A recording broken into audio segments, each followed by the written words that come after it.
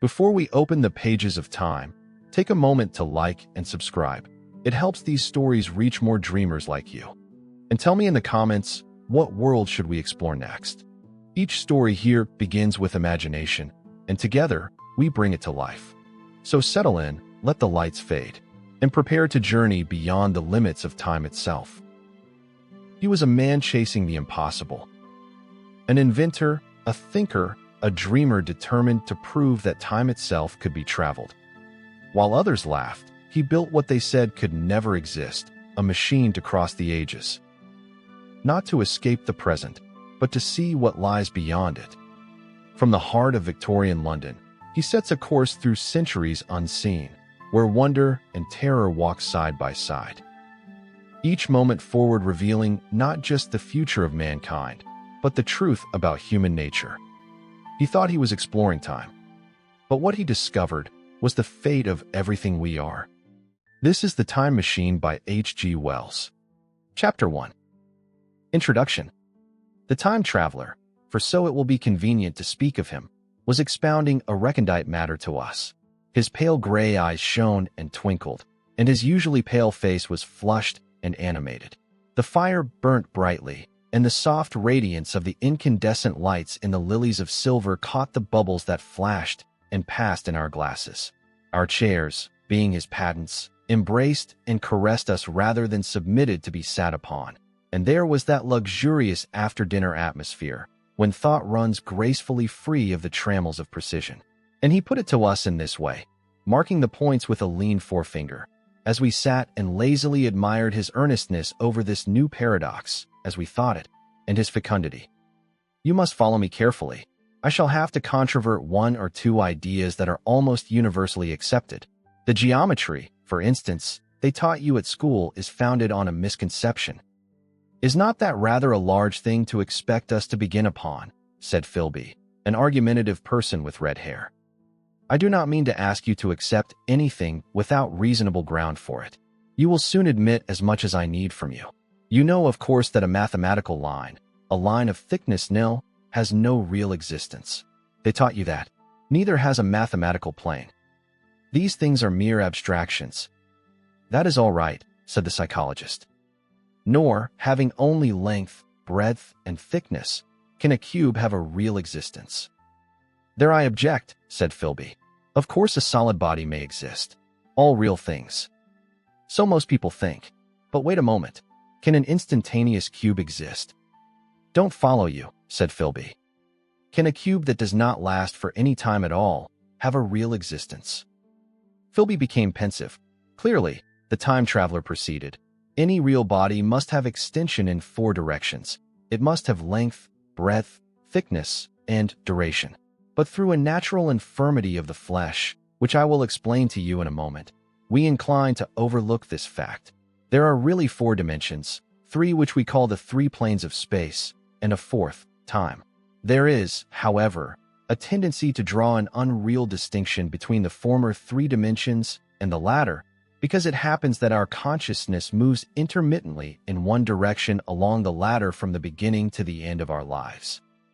That, said a very young man, making spasmodic efforts to relight his cigar over the lamp. That, very clear indeed. Now, it is very remarkable that this is so extensively overlooked, continued the time traveler, with a slight accession of cheerfulness. Really, this is what is meant by the 4th dimension, though some people who talk about the 4th dimension do not know they mean it. It is only another way of looking at time. There is no difference between time and any of the 3 dimensions of space except that our consciousness moves along it. But some foolish people have got hold of the wrong side of that idea. You have all heard what they have to say about this 4th dimension. I have not, said the provincial mayor. It is simply this, that space, as our mathematicians have it, is spoken of as having 3 dimensions, which one may call length, breadth, and thickness, and is always definable by reference to 3 planes, each at right angles to the others. But some philosophical people have been asking why 3 dimensions particularly, why not another direction at right angles to the other 3, and have even tried to construct a 4-dimensional geometry. Professor Simon Newcomb was expounding this to the New York Mathematical Society only a month or so ago. You know how on a flat surface, which has only 2 dimensions, we can represent a figure of a three-dimensional solid. And similarly, they think that by models of 3 dimensions they could represent one of 4, if they could master the perspective of the thing. See?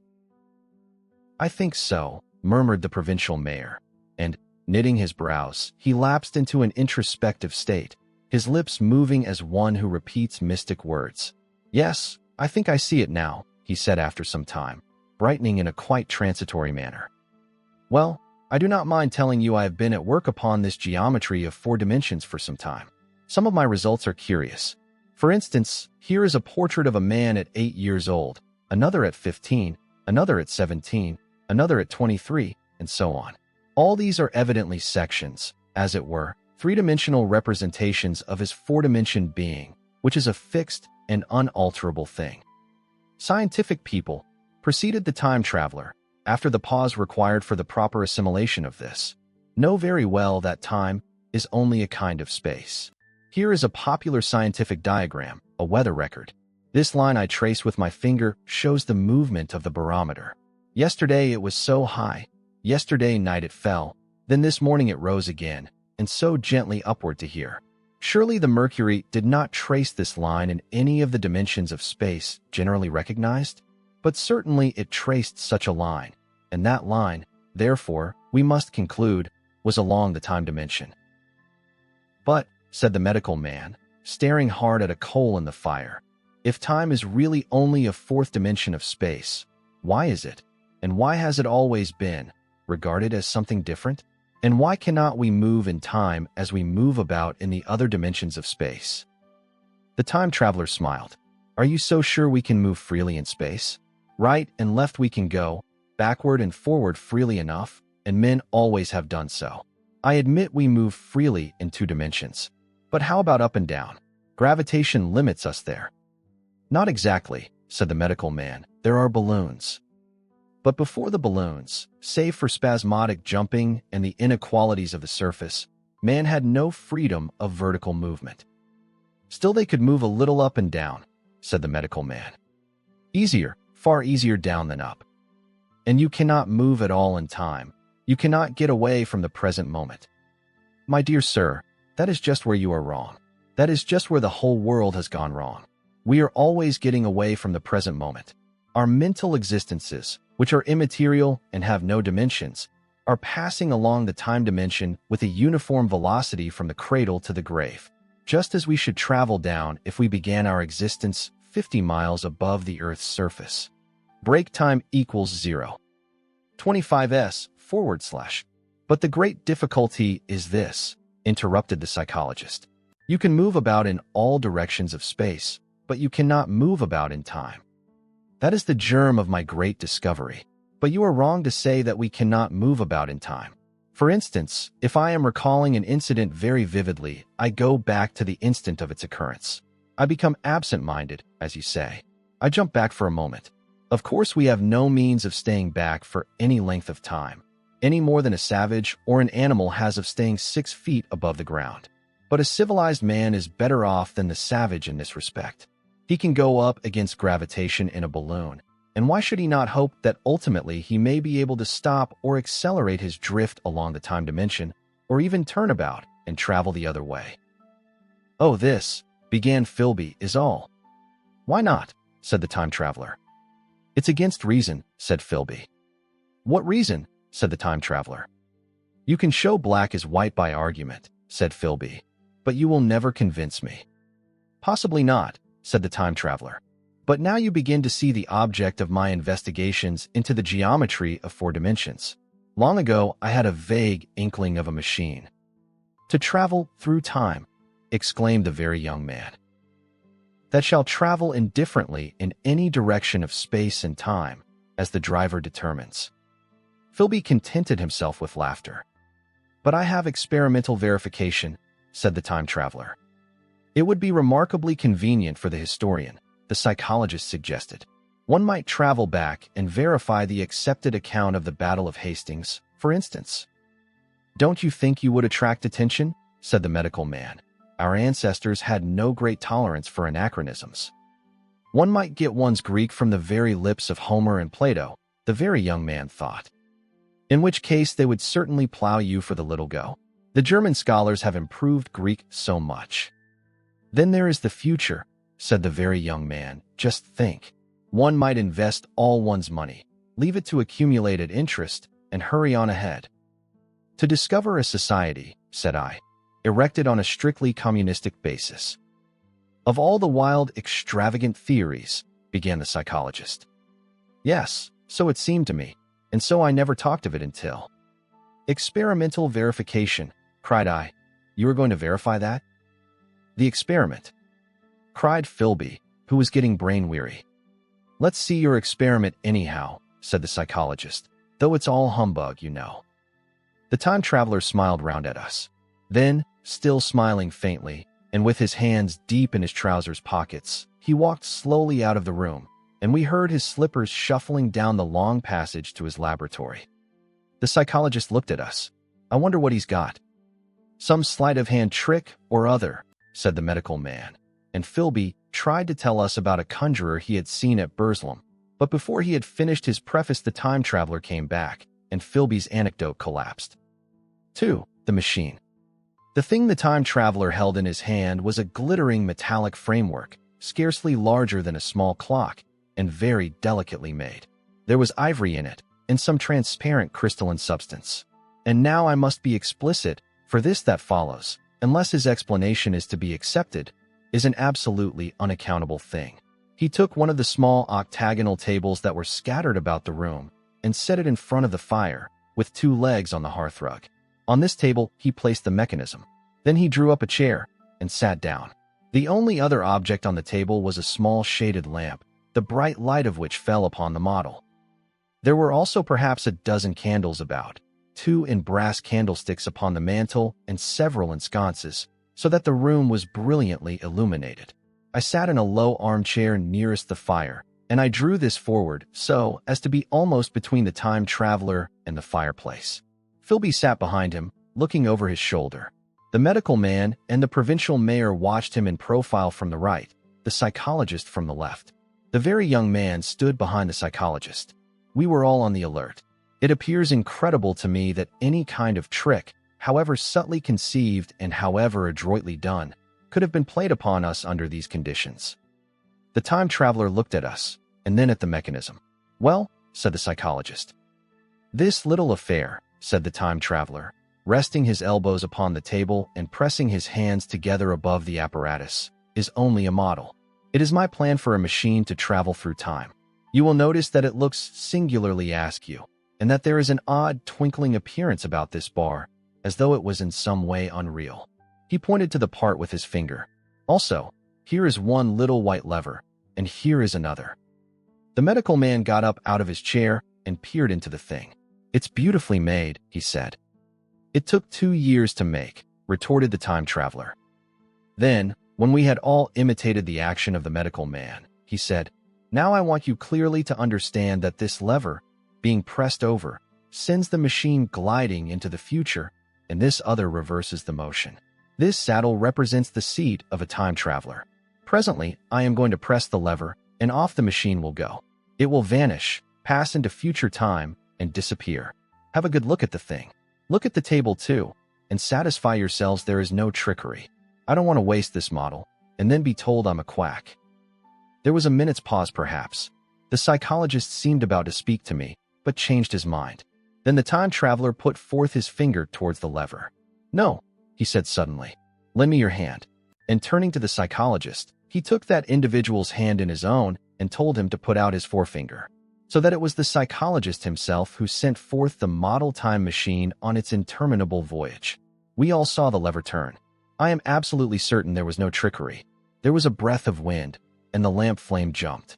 One of the candles on the mantel was blown out, and the little machine suddenly swung round, became indistinct, was seen as a ghost for a second perhaps, as an eddy of faintly glittering brass and ivory, and it was gone, vanished. Save for the lamp, the table was bare. Everyone was silent for a minute. Then Philby said he was damned. The psychologist recovered from his stupor and suddenly looked under the table. At that the time traveler laughed cheerfully. Well, he said, with a reminiscence of the psychologist. Then, getting up, He went to the tobacco jar on the mantel, and with his back to us began to fill his pipe.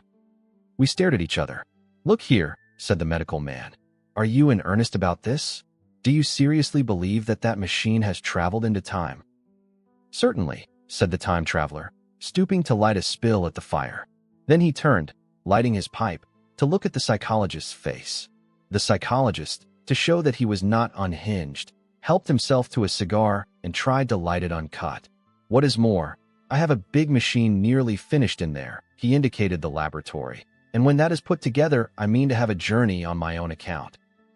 "You mean to say that that machine has traveled into the future?" said Philby. "Into the future or the past? I don't, for certain, know which." After an interval, the psychologist had an inspiration. "It must have gone into the past if it has gone anywhere," he said. "Why?" said the time traveler. "Because I presume that it has not moved in space, and if it traveled into the future it would still be here all this time, since it must have traveled through this time."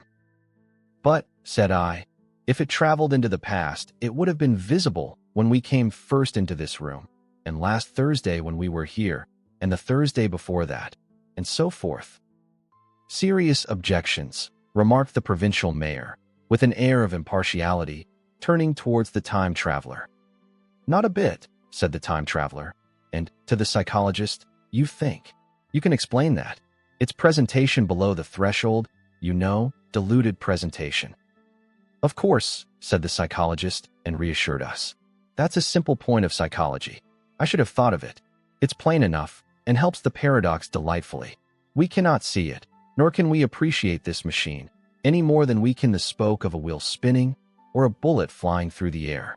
If it is traveling through time 50 times or 100 times faster than we are, if it gets through a minute while we get through a second, the impression it creates will of course be only 1/50th or 100th of what it would make if it were not traveling in time. That's plain enough." He passed his hand through the space in which the machine had been. "You see," he said, laughing. We sat and stared at the vacant table for a minute or so. Then the time traveler asked us what we thought of it all. "It sounds plausible enough tonight," said the medical man. "But wait until tomorrow. Wait for the common sense of the morning." "Would you like to see the time machine itself?" asked the time traveler. And therewith, taking the lamp in his hand, he led the way down the long, drafty corridor to his laboratory. I remember vividly the flickering light, his queer, broad head in silhouette, the dance of the shadows, how we all followed him, puzzled but incredulous, and how there in the laboratory we beheld a larger edition of the little mechanism which we had seen vanish from before our eyes. Parts were of nickel, parts of ivory, parts had certainly been filed or sawn out of rock crystal. The thing was generally complete, but the twisted crystalline bars lay unfinished upon the bench beside some sheets of drawings, and I took one up for a better look at it. Quartz it seemed to be. "Look here," said the medical man. "Are you perfectly serious? Or is this a trick, like that ghost you showed us last Christmas?" "Upon that machine," said the time traveler, holding the lamp aloft, "I intend to explore time. Is that plain? I was never more serious in my life." None of us quite knew how to take it. I caught Philby's eye over the shoulder of the medical man, and he winked at me solemnly. 3. The time traveler returns. I think that at that time none of us quite believed in the time machine. The fact is, the time traveler was one of those men who are too clever to be believed. You never felt that you saw all round him. You always suspected some subtle reserve, some ingenuity in ambush behind his lucid frankness.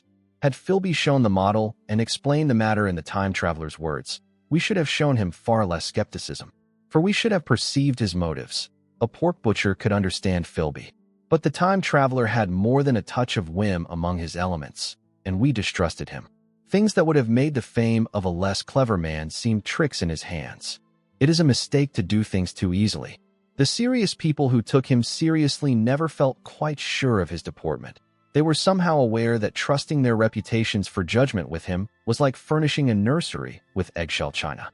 So I don't think any of us said very much about time traveling in the interval between that Thursday and the next, though its odd potentialities ran, no doubt, in most of our minds. Its plausibility, that is, its practical incredibleness, the curious possibilities of anachronism and of utter confusion it suggested.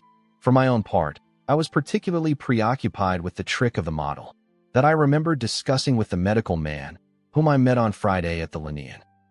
He said he had seen a similar thing at Tübingen and laid considerable stress on the blowing out of the candle.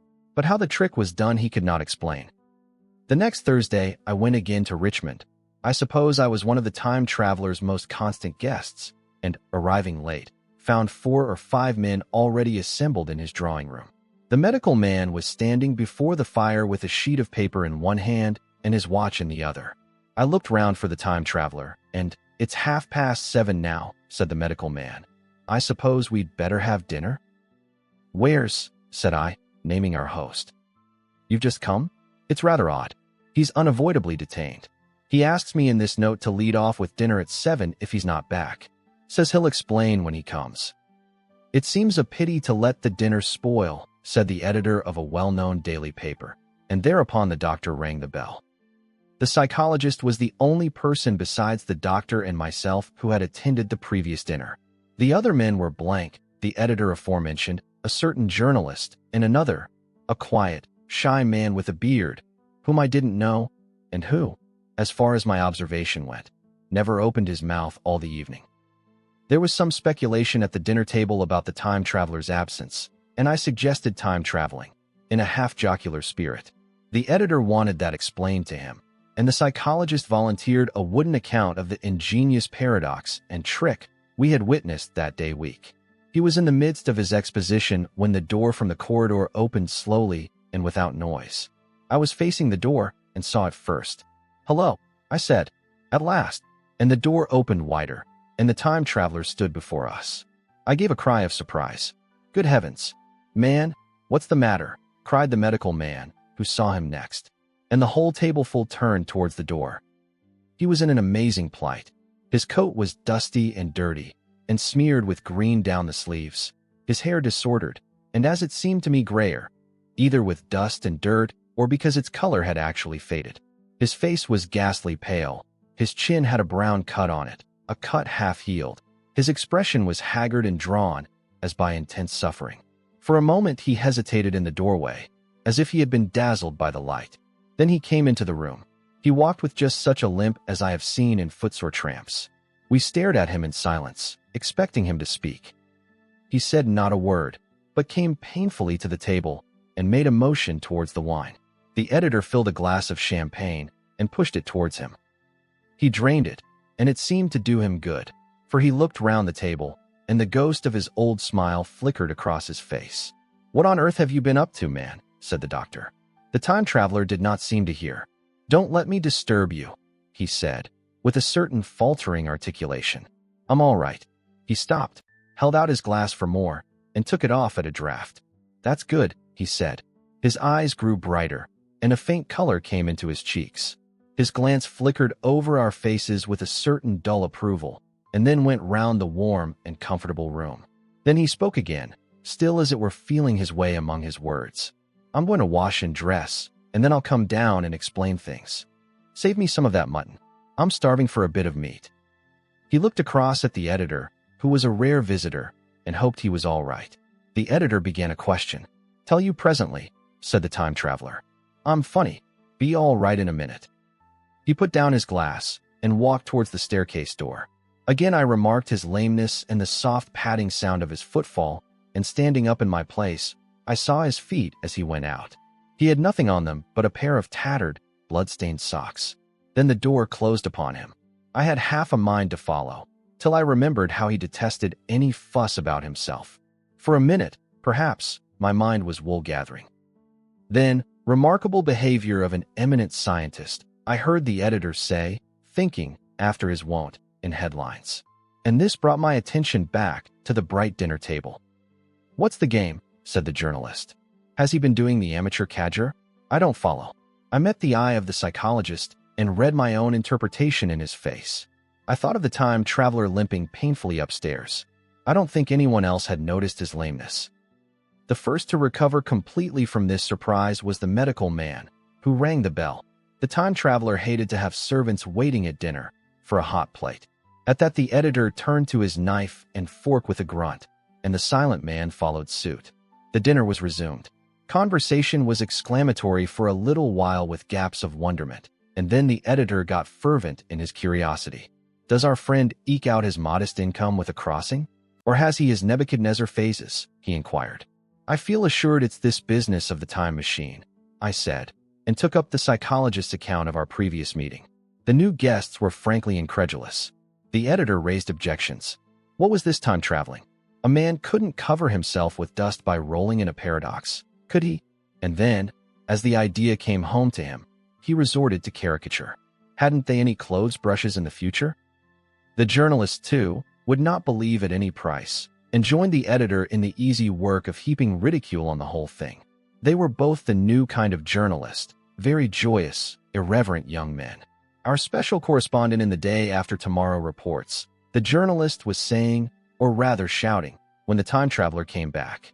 He was dressed in ordinary evening clothes, and nothing save his haggard look remained of the change that had startled me. I say, said the editor hilariously, these chaps here say you have been traveling into the middle of next week. Tell us all about little Roseberry, will you? What will you take for the lot? The time traveler came to the place reserved for him without a word. He smiled quietly, in his old way. Where's my mutton? He said. What a treat it is to stick a fork into meat again. Story, cried the editor. Story be damned, said the time traveler. I want something to eat. I won't say a word until I get some peptone into my arteries. Thanks. And the salt. One word, said I. Have you been time traveling? Yes, said the time traveler, with his mouth full, nodding his head. I'd give $1 a line for a verbatim note, said the editor. The time traveler pushed his glass towards the silent man and rang it with his fingernail. At which the silent man, who had been staring at his face, started convulsively and poured him wine. The rest of the dinner was uncomfortable. For my own part, sudden questions kept on rising to my lips, and I dare say it was the same with the others. The journalist tried to relieve the tension by telling anecdotes of Hetty Potter. The time traveler devoted his attention to his dinner and displayed the appetite of a tramp. The medical man smoked a cigarette and watched the time traveler through his eyelashes. The silent man seemed even more clumsy than usual and drank champagne with regularity and determination out of sheer nervousness. At last the time traveler pushed his plate away and looked round us. I suppose I must apologize, he said. I was simply starving. I've had a most amazing time. He reached out his hand for a cigar and cut the end. But come into the smoking room. It's too long a story to tell over greasy plates. And ringing the bell and passing, he led the way into the adjoining room. You have told blank and dash and chose about the machine, he said to me, leaning back in his easy chair and naming the 3 new guests. But the thing's a mere paradox, said the editor. I can't argue tonight. I don't mind telling you the story, but I can't argue. I will, he went on, tell you the story of what has happened to me, if you like, but you must refrain from interruptions. I want to tell it. Badly. Most of it will sound like lying. So be it. It's true, every word of it, all the same. I was in my laboratory at 4 o'clock, and since then, I've lived 8 days, such days as no human being ever lived before. I'm nearly worn out, but I shan't sleep till I've told this thing over to you. Then I shall go to bed. But no interruptions. Is it agreed? Agreed, said the editor, and the rest of us echoed agreed. And with that the time traveler began his story as I have set it forth. He sat back in his chair at first and spoke like a weary man. Afterwards he got more animated. In writing it down I feel with only too much keenness the inadequacy of pen and ink, and above all, my own inadequacy, to express its quality. You read, I will suppose, attentively enough, but you cannot see the speaker's white, sincere face in the bright circle of the little lamp, nor hear the intonation of his voice. You cannot know how his expression followed the turns of his story.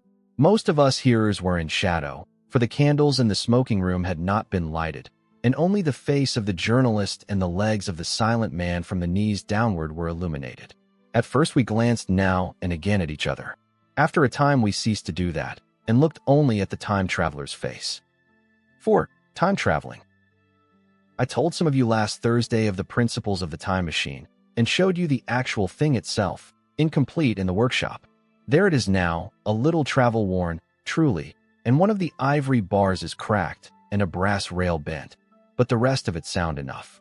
I expected to finish it on Friday, But on Friday, when the putting together was nearly done, I found that one of the nickel bars was exactly 1 inch too short, and this I had to get remade, so that the thing was not complete until this morning. It was at 10 o'clock today that the first of all time machines began its career. I gave it a last tap, tried all the screws again, put one more drop of oil on the quartz rod, and sat myself in the saddle. I suppose a suicide who holds a pistol to his skull feels much the same wonder at what will come next as I felt then. I took the starting lever in one hand and the stopping one in the other, pressed the first, and almost immediately the second. I seemed to reel. I felt a nightmare sensation of falling, and, looking round, I saw the laboratory exactly as before. Had anything happened? For a moment I suspected that my intellect had tricked me. Then I noted the clock. A moment before, as it seemed, it had stood at a minute or so past 10. Now it was nearly 3:30. I drew a breath, set my teeth, gripped the starting lever with both hands, and went off with a thud. The laboratory got hazy and went dark. Mrs.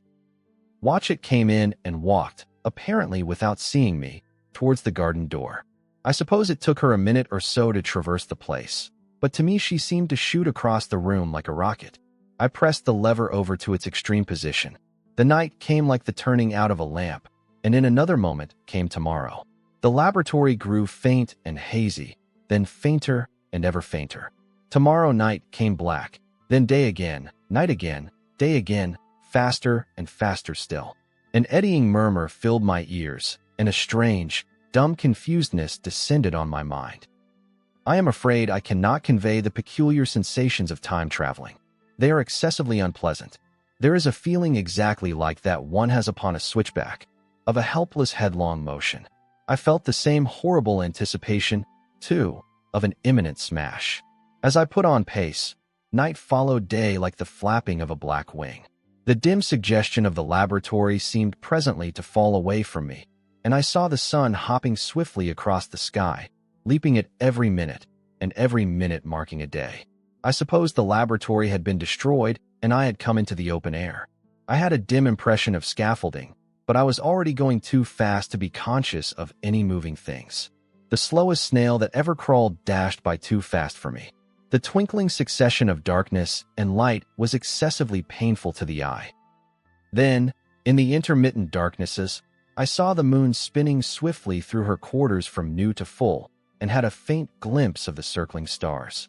Presently, as I went on, still gaining velocity, the palpitation of night and day merged into one continuous grayness. The sky took on a wonderful deepness of blue, a splendid luminous color like that of early twilight. The jerking sun became a streak of fire, a brilliant arch in space, the moon a fainter fluctuating band, and I could see nothing of the stars, save now and then a brighter circle flickering in the blue. The landscape was misty and vague. I was still on the hillside upon which this house now stands, and the shoulder rose above me gray and dim. I saw trees growing and changing like puffs of vapor, now brown, now green. They grew, spread, shivered, and passed away. I saw huge buildings rise up faint and fair and pass like dreams. The whole surface of the earth seemed changed, melting and flowing under my eyes. The little hands upon the dials that registered my speed raced round faster and faster. Presently I noted that the sun belt swayed up and down from solstice to solstice in a minute or less, and that consequently my pace was over a year a minute, and minute by minute the white snow flashed across the world and vanished, and was followed by the bright, brief green of spring. The unpleasant sensations of the start were less poignant now. They merged at last into a kind of hysterical exhilaration. I remarked, indeed, a clumsy swaying of the machine, for which I was unable to account. But my mind was too confused to attend to it, so with a kind of madness growing upon me, I flung myself into futurity.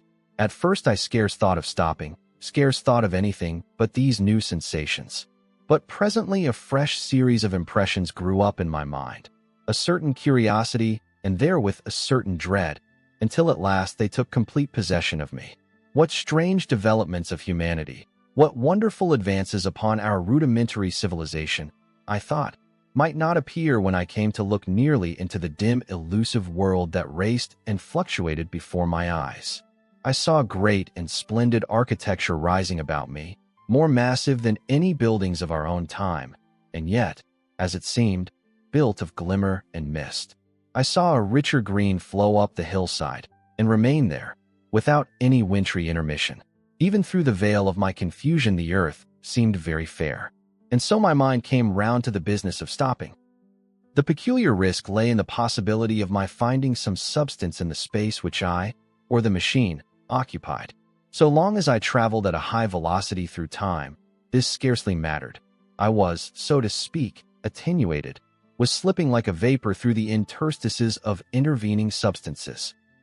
But to come to a stop involved the jamming of myself, molecule by molecule, into whatever lay in my way, meant bringing my atoms into such intimate contact with those of the obstacle that a profound chemical reaction, possibly a far-reaching explosion, would result and blow myself and my apparatus out of all possible dimensions, into the unknown. This possibility had occurred to me again and again while I was making the machine, but then I had cheerfully accepted it as an unavoidable risk, one of the risks a man has got to take. Now the risk was inevitable. I no longer saw it in the same cheerful light. The fact is that, insensibly, the absolute strangeness of everything, the sickly jarring and swaying of the machine, above all, the feeling of prolonged falling, had absolutely upset my nerves. I told myself that I could never stop, and with a gust of petulance I resolved to stop forthwith. Like an impatient fool, I lugged over the lever, and incontinently the thing went reeling over, and I was flung headlong through the air. There was the sound of a clap of thunder in my ears. I may have been stunned for a moment. A pitiless hail was hissing round me, and I was sitting on soft turf in front of the overset machine.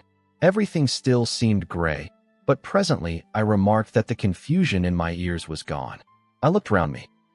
I was on what seemed to be a little lawn in a garden, surrounded by rhododendron bushes, and I noticed that their mauve and purple blossoms were dropping in a shower under the beating of the hailstones. The rebounding, dancing hail hung in a little cloud over the machine and drove along the ground like smoke. In a moment I was wet to the skin. "Fine hospitality," said I, "to a man who has traveled innumerable years to see you." Presently I thought what a fool I was to get wet. I stood up and looked round me. A colossal figure, carved apparently in some white stone, loomed indistinctly beyond the rhododendrons through the hazy downpour. But all else of the world was invisible. My sensations would be hard to describe. As the columns of hail grew thinner, I saw the white figure more distinctly. It was very large, for a silver birch tree touched its shoulder. It was of white marble, in shape something like a winged sphinx, but the wings, instead of being carried vertically at the sides, were spread so that it seemed to hover. The pedestal, it appeared to me, was of bronze and was thick with verdigris. It chanced that the face was towards me. The sightless eyes seemed to watch me. There was the faint shadow of a smile on the lips. It was greatly weather-worn, and that imparted an unpleasant suggestion of disease. I stood looking at it for a little space, half a minute, perhaps, or half an hour. It seemed to advance and to recede as the hail drove before it denser or thinner. At last I tore my eyes from it for a moment, and saw that the hail curtain had worn threadbare, and that the sky was lightening with the promise of the sun. I looked up again at the crouching white shape, and the full temerity of my voyage came suddenly upon me. What might appear when that hazy curtain was altogether withdrawn? What might not have happened to men? What if cruelty had grown into a common passion? What if in this interval the race had lost its manliness and had developed into something inhuman, unsympathetic, and overwhelmingly powerful? I might seem some old-world savage animal, only the more dreadful and disgusting for our common likeness. A foul creature to be incontinently slain. Already I saw other vast shapes, huge buildings with intricate parapets and tall columns, with a wooded hillside dimly creeping in upon me through the lessening storm. I was seized with a panic fear. I turned frantically to the time machine and strove hard to readjust it. As I did so, the shafts of the sun smote through the thunderstorm. The gray downpour was swept aside and vanished like the trailing garments of a ghost. Above me, in the intense blue of the summer sky, some faint brown shreds of cloud whirled into nothingness. The great buildings about me stood out clear and distinct, shining with the wet of the thunderstorm, and picked out in white by the unmelted hailstones piled along their courses. I felt naked in a strange world. I felt as perhaps a bird may feel in the clear air, knowing the hawk wings above and will swoop. My fear grew to frenzy. I took a breathing space, set my teeth, and again grappled fiercely, wrist and knee, with the machine. It gave under my desperate onset and turned over. It struck my chin violently. One hand on the saddle, the other on the lever. I stood panting heavily in attitude to mount again. But with this recovery of a prompt retreat, my courage recovered. I looked more curiously and less fearfully at this world of the remote future. In a circular opening, high up in the wall of the nearer house, I saw a group of figures clad in rich, soft robes. They had seen me, and their faces were directed towards me. Then I heard voices approaching me. Coming through the bushes by the white sphinx were the heads and shoulders of men running. One of these emerged in a pathway leading straight to the little lawn upon which I stood with my machine. He was a slight creature, perhaps 4 feet high, clad in a purple tunic, girdled at the waist with a leather belt. Sandals, or buskins, I could not clearly distinguish which, were on his feet. His legs were bare to the knees, and his head was bare. Noticing that, I noticed for the first time how warm the air was. He struck me as being a very beautiful and graceful creature, but indescribably frail. His flushed face reminded me of the more beautiful kind of consumptive, that hectic beauty of which we used to hear so much. At the sight of him, I suddenly regained confidence. I took my hands from the machine. In the Golden Age. In another moment we were standing face to face, I and this fragile thing out of futurity. He came straight up to me and laughed into my eyes. The absence from his bearing of any sign of fear struck me at once. Then he turned to the 2 others who were following him and spoke to them in a strange and very sweet and liquid tongue. There were others coming, and presently a little group of perhaps 8 or 10 of these exquisite creatures were about me. One of them addressed me. It came into my head, oddly enough, that my voice was too harsh and deep for them. So I shook my head, and, pointing to my ears, shook it again. He came a step forward, hesitated, and then touched my hand. Then I felt other soft little tentacles upon my back and shoulders. They wanted to make sure I was real. There was nothing in this at all alarming. Indeed, there was something in these pretty little people that inspired confidence, a graceful gentleness, a certain childlike ease. And besides, they looked so frail that I could fancy myself flinging the whole dozen of them about like 9 pins. But I made a sudden motion to warn them when I saw their little pink hands feeling at the time machine. Happily then, when it was not too late, I thought of a danger I had hitherto forgotten, and reaching over the bars of the machine, I unscrewed the little levers that would set it in motion and put these in my pocket. Then I turned again to see what I could do in the way of communication. And then, looking more nearly into their features, I saw some further peculiarities in their Dresden China type of prettiness. Their hair, which was uniformly curly, came to a sharp end at the neck and cheek. There was not the faintest suggestion of it on the face, and their ears were singularly minute. The mouths were small, with bright red, rather thin lips, and the little chins ran to a point. The eyes were large and mild, and this may seem egotism on my part. I fancied even that there was a certain lack of the interest I might have expected in them. As they made no effort to communicate with me, but simply stood round me smiling and speaking in soft cooing notes to each other, I began the conversation. I pointed to the time machine and to myself.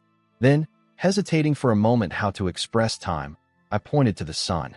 At once a quaintly pretty little figure in checkered purple and white followed my gesture, and then astonished me by imitating the sound of thunder. For a moment I was staggered, though the import of his gesture was plain enough. The question had come into my mind abruptly. Were these creatures fools? You may hardly understand how it took me. You see, I had always anticipated that the people of the year 800 and 2000 odd would be incredibly in front of us in knowledge, art, everything. Then one of them suddenly asked me a question that showed him to be on the intellectual level of one of our 5-year-old children. Asked me, in fact, if I had come from the sun in a thunderstorm. It let loose the judgment I had suspended upon their clothes, their frail light limbs, and fragile features. A flow of disappointment rushed across my mind. For a moment, I felt that I had built the time machine in vain. I nodded, pointed to the sun, and gave them such a vivid rendering of a thunderclap as startled them. They all withdrew a pace or so and bowed. Then came one laughing towards me. carrying a chain of beautiful flowers altogether new to me, and put it about my neck. The idea was received with melodious applause, and presently they were all running to and fro for flowers, and laughingly flinging them upon me until I was almost smothered with blossom. You who have never seen the like can scarcely imagine what delicate and wonderful flowers countless years of culture had created. Then someone suggested that their plaything should be exhibited in the nearest building, and so I was led past the Sphinx of white marble, which had seemed to watch me all the while with a smile at my astonishment, towards a vast gray edifice of fretted stone. As I went with them, the memory of my confident anticipations of a profoundly grave and intellectual posterity came, with irresistible merriment, to my mind. The building had a huge entry, and was altogether of colossal dimensions. I was naturally most occupied with the growing crowd of little people, and with the big open portals that yawned before me, shadowy and mysterious. My general impression of the world I saw over their heads was a tangled waste of beautiful bushes and flowers, a long-neglected and yet weedless garden. I saw a number of tall spikes of strange white flowers, measuring a foot perhaps across the spread of the waxen petals. They grew scattered, as if wild, among the variegated shrubs, but, as I say, I did not examine them closely at this time. The time machine was left deserted on the turf among the rhododendrons. The arch of the doorway was richly carved, but naturally I did not observe the carving very narrowly, though I fancied I saw suggestions of old Phoenician decorations as I passed through, and it struck me that they were very badly broken and weather-worn. Several more brightly clad people met me in the doorway, and so we entered, I, dressed in dingy 19th-century garments, looking grotesque enough, garlanded with flowers, and surrounded by an eddying mass of bright, soft-colored robes and shining white limbs, in a melodious whirl of laughter and laughing speech. The big doorway opened into a proportionately great hall hung with brown. The roof was in shadow, and the windows, partially glazed with colored glass and partially unglazed, admitted a tempered light. The floor was made up of huge blocks of some very hard white metal, not plates nor slabs, blocks, and it was so much worn, as I judged by the going to and fro of past generations, as to be deeply channeled along the more frequented ways. Transverse to the length were innumerable tables made of slabs of polished stone, raised, perhaps, a foot from the floor, and upon these were heaps of fruits. Some I recognized as a kind of hypertrophied raspberry and orange, but for the most part they were strange.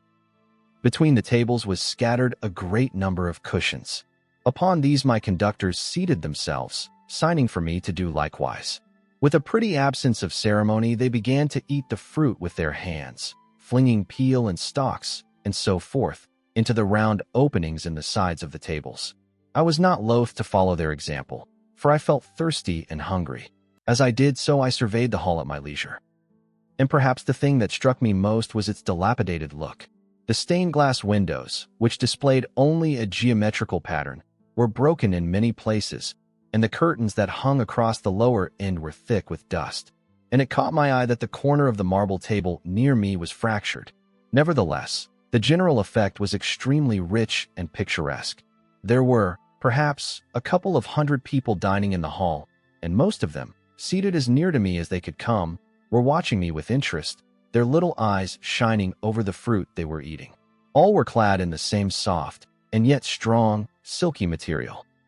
Fruit, by the by, was all their diet. These people of the remote future were strict vegetarians, and while I was with them, in spite of some carnal cravings, I had to be frugivorous also. Indeed, I found afterwards that horses, cattle, sheep, dogs had followed the ichthyosaurus into extinction. But the fruits were very delightful. One, in particular, that seemed to be in season all the time I was there, a flowery thing in a three-sided husk, was especially good, and I made it my staple. At first I was puzzled by all these strange fruits, and by the strange flowers I saw, but later I began to perceive their import. However, I am telling you of my fruit dinner in the distant future now. So soon as my appetite was a little checked, I determined to make a resolute attempt to learn the speech of these new men of mine. Clearly that was the next thing to do. The fruit seemed a convenient thing to begin upon, and holding one of these up, I began a series of interrogative sounds and gestures. I had some considerable difficulty in conveying my meaning.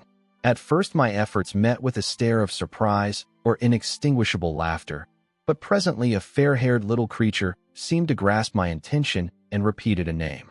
They had to chatter and explain the business at great length to each other, and my first attempts to make the exquisite little sounds of their language caused an immense amount of genuine, if uncivil, amusement. However, I felt like a schoolmaster amidst children and persisted, and presently I had a score of noun substantives at least at my command, and then I got to demonstrative pronouns, and even the verb to eat. But it was slow work, and the little people soon tired and wanted to get away from my interrogations, so I determined, rather of necessity, to let them give their lessons in little doses when they felt inclined. In very little doses I found they were before long, for I never met people more indolent or more easily fatigued. 6. The sunset of mankind. A queer thing I soon discovered about my little hosts, and that was their lack of interest. They would come to me with eager cries of astonishment, like children, but, like children, they would soon stop examining me and wander away after some other toy. The dinner and my conversational beginnings ended.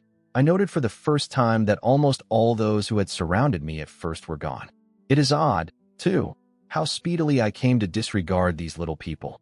I went out through the portal into the sunlit world again as soon as my hunger was satisfied.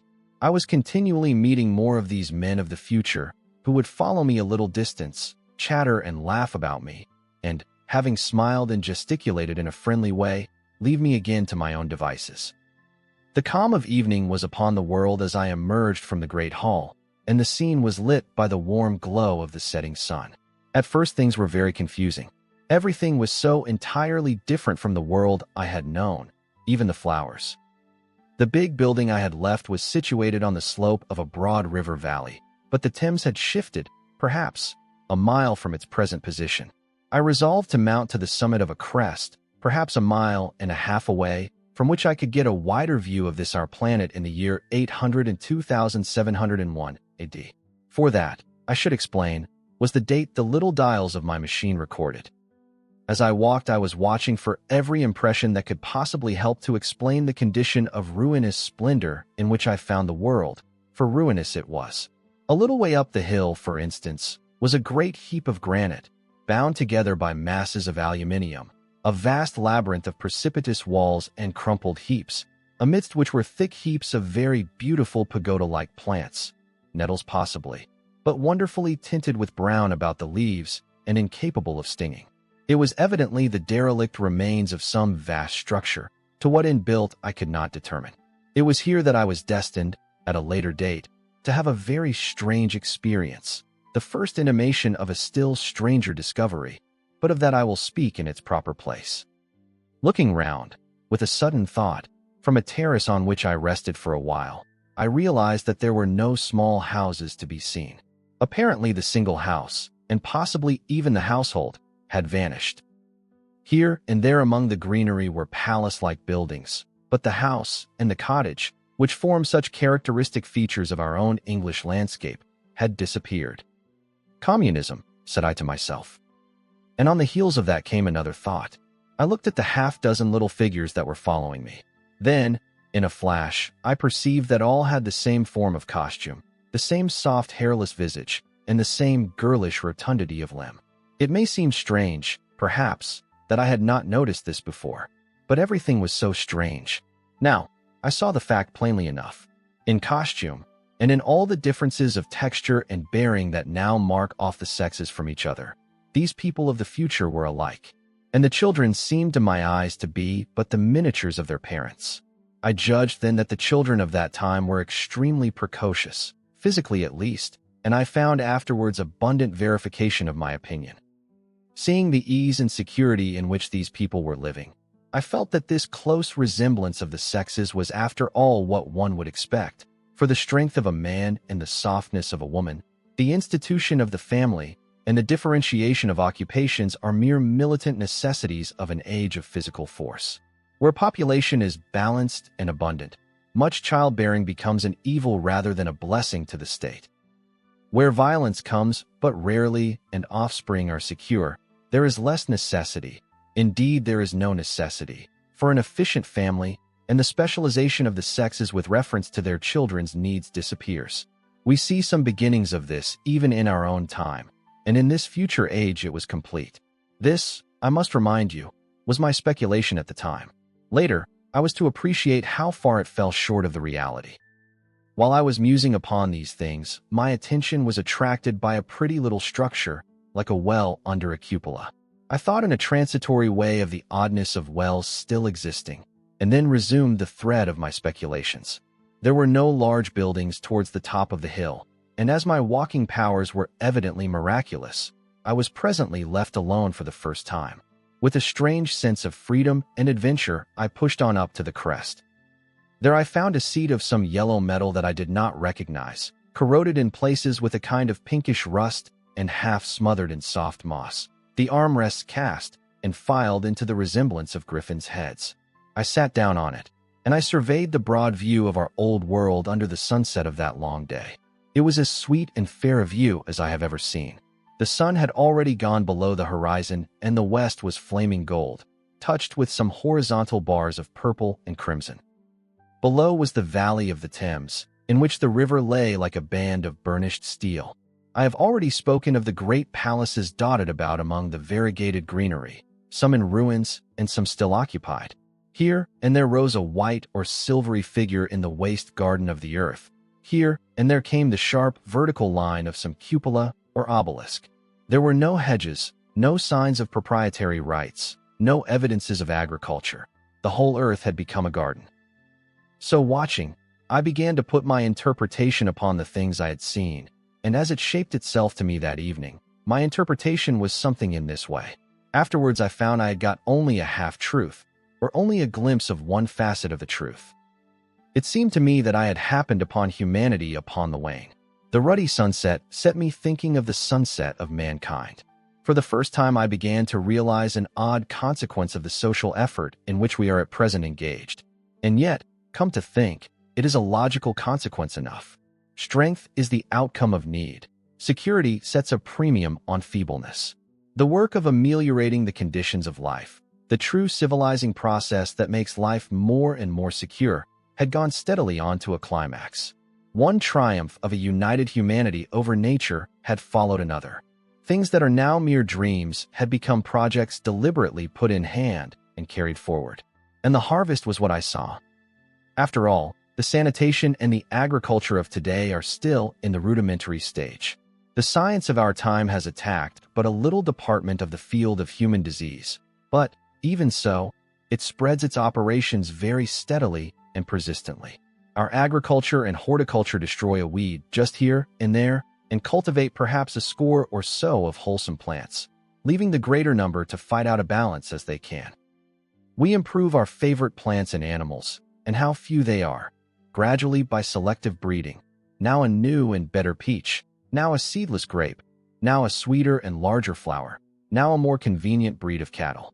We improve them gradually because our ideals are vague and tentative, and our knowledge is very limited, because nature, too, is shy and slow in our clumsy hands. Someday all this will be better organized, and still better. That is the drift of the current in spite of the eddies. The whole world will be intelligent, educated, and cooperating. Things will move faster and faster towards the subjugation of nature. In the end, wisely and carefully we shall readjust the balance of animal and vegetable life to suit our human needs. This adjustment, I say, must have been done, and done well, done indeed for all time, in the space of time across which my machine had leapt. The air was free from gnats, the earth from weeds or fungi. Everywhere were fruits and sweet and delightful flowers. Brilliant butterflies flew hither and thither. The ideal of preventive medicine was attained. Diseases had been stamped out. I saw no evidence of any contagious diseases during all my stay. And I shall have to tell you later that even the processes of putrefaction and decay had been profoundly affected by these changes. Social triumphs, too, had been affected. I saw mankind housed in splendid shelters, gloriously clothed, and as yet I had found them engaged in no toil. There were no signs of struggle, neither social nor economical struggle.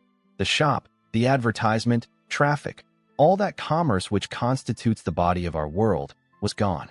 It was natural on that golden evening that I should jump at the idea of a social paradise. The difficulty of increasing population had been met, I guessed, and population had ceased to increase. But with this change in condition comes inevitably adaptations to the change. What, unless biological science is a mass of errors, is the cause of human intelligence and vigor, hardship and freedom? Conditions under which the active, strong, and subtle survive and the weaker go to the wall. Conditions that put a premium upon the loyal alliance of capable men, upon self-restraint, patience, and decision. And the institution of the family, and the emotions that arise therein, the fierce jealousy, the tenderness for offspring, parental self-devotion, all found their justification and support in the imminent dangers of the young. Now, where are these imminent dangers? There is a sentiment arising, and it will grow, against connubial jealousy, against fierce maternity, against passion of all sorts. Unnecessary things now, and things that make us uncomfortable, savage survivals, discords in a refined and pleasant life. I thought of the physical slightness of the people, their lack of intelligence, and those big, abundant ruins, and it strengthened my belief in a perfect conquest of nature. For after the battle comes quiet. Humanity had been strong, energetic, and intelligent, and had used all its abundant vitality to alter the conditions under which it lived. And now came the reaction of the altered conditions. Under the new conditions of perfect comfort and security, that restless energy, that with us is strength, would become weakness. Even in our own times, certain tendencies and desires, once necessary to survival, are a constant source of failure. Physical courage and the love of battle, for instance, are no great help, may even be hindrances to a civilized man. And in a state of physical balance and security, power, intellectual as well as physical, would be out of place. For countless years I judged there had been no danger of war or solitary violence, no danger from wild beasts, no wasting disease to require strength of constitution, no need of toil. For such a life, what we should call the weak are as well equipped as the strong, are indeed no longer weak. Better equipped indeed they are, for the strong would be fretted by an energy for which there was no outlet. No doubt the exquisite beauty of the buildings I saw was the outcome of the last surgings of the now purposeless energy of mankind before it settled down into perfect harmony with the conditions under which it lived, the flourish of that triumph which began the last great peace. This has ever been the fate of energy and security. It takes to art and to eroticism, and then come languor and decay. Even this artistic impetus would at last die away, had almost died in the time I saw. To adorn themselves with flowers, to dance, to sing in the sunlight. So much was left of the artistic spirit, and no more. Even that would fade in the end into a contented inactivity. We are kept keen on the grindstone of pain and necessity, and it seemed to me that here was that hateful grindstone broken at last. As I stood there in the gathering dark, I thought that in this simple explanation I had mastered the problem of the world, mastered the whole secret of these delicious people. Possibly the checks they had devised for the increase of population had succeeded too well, and their numbers had rather diminished than kept stationary. That would account for the abandoned ruins. Very simple was my explanation, and plausible enough, as most wrong theories are. 7. A sudden shock. As I stood there musing over this too perfect triumph of man, the full moon, yellow and gibbous, came up out of an overflow of silver light in the northeast. The bright little figures ceased to move about below, a noiseless owl flitted by, and I shivered with the chill of the night. I determined to descend and find where I could sleep. I looked for the building I knew. Then my eye traveled along to the figure of the white sphinx upon the pedestal of bronze, growing distinct as the light of the rising moon grew brighter. I could see the silver birch against it. There was the tangle of rhododendron bushes, black in the pale light, and there was the little lawn. I looked at the lawn again. A queer doubt chilled my complacency. No, said I stoutly to myself, that was not the lawn. But it was the lawn, for the white leprous face of the sphinx was towards it. Can you imagine what I felt as this conviction came home to me? But you cannot. The time machine was gone. At once, like a lash across the face, came the possibility of losing my own age, of being left helpless in this strange new world. The bare thought of it was an actual physical sensation. I could feel it grip me at the throat and stop my breathing. In another moment, I was in a passion of fear and running with great leaping strides down the slope. Once I fell headlong and cut my face. I lost no time in stanching the blood, but jumped up and ran on, with a warm trickle down my cheek and chin. All the time I ran, I was saying to myself, they have moved it a little, pushed it under the bushes out of the way. Nevertheless, I ran with all my might. All the time, with the certainty that sometimes comes with excessive dread, I knew that such assurance was folly, knew instinctively that the machine was removed out of my reach. My breath came with pain. I suppose I covered the whole distance from the hill crest to the little lawn, 2 miles perhaps, in 10 minutes. And I am not a young man. I cursed aloud, as I ran, at my confident folly in leaving the machine, wasting good breath thereby. I cried aloud, and none answered. Not a creature seemed to be stirring in that moonlit world. When I reached the lawn, my worst fears were realized. Not a trace of the thing was to be seen. I felt faint and cold when I faced the empty space among the black tangle of bushes. I ran round it furiously, as if the thing might be hidden in a corner, and then stopped abruptly, with my hands clutching my hair. Above me towered the Sphinx, upon the bronze pedestal, white, shining, leprous, in the light of the rising moon. It seemed to smile in mockery of my dismay. I might have consoled myself by imagining the little people had put the mechanism in some shelter for me, had I not felt assured of their physical and intellectual inadequacy. That is what dismayed me, the sense of some hitherto unsuspected power, through whose intervention my invention had vanished. Yet, for one thing I felt assured, unless some other age had produced its exact duplicate, the machine could not have moved in time. The attachment of the levers, I will show you the method later, prevented anyone from tampering with it in that way when they were removed. It had moved and was hid, only in space.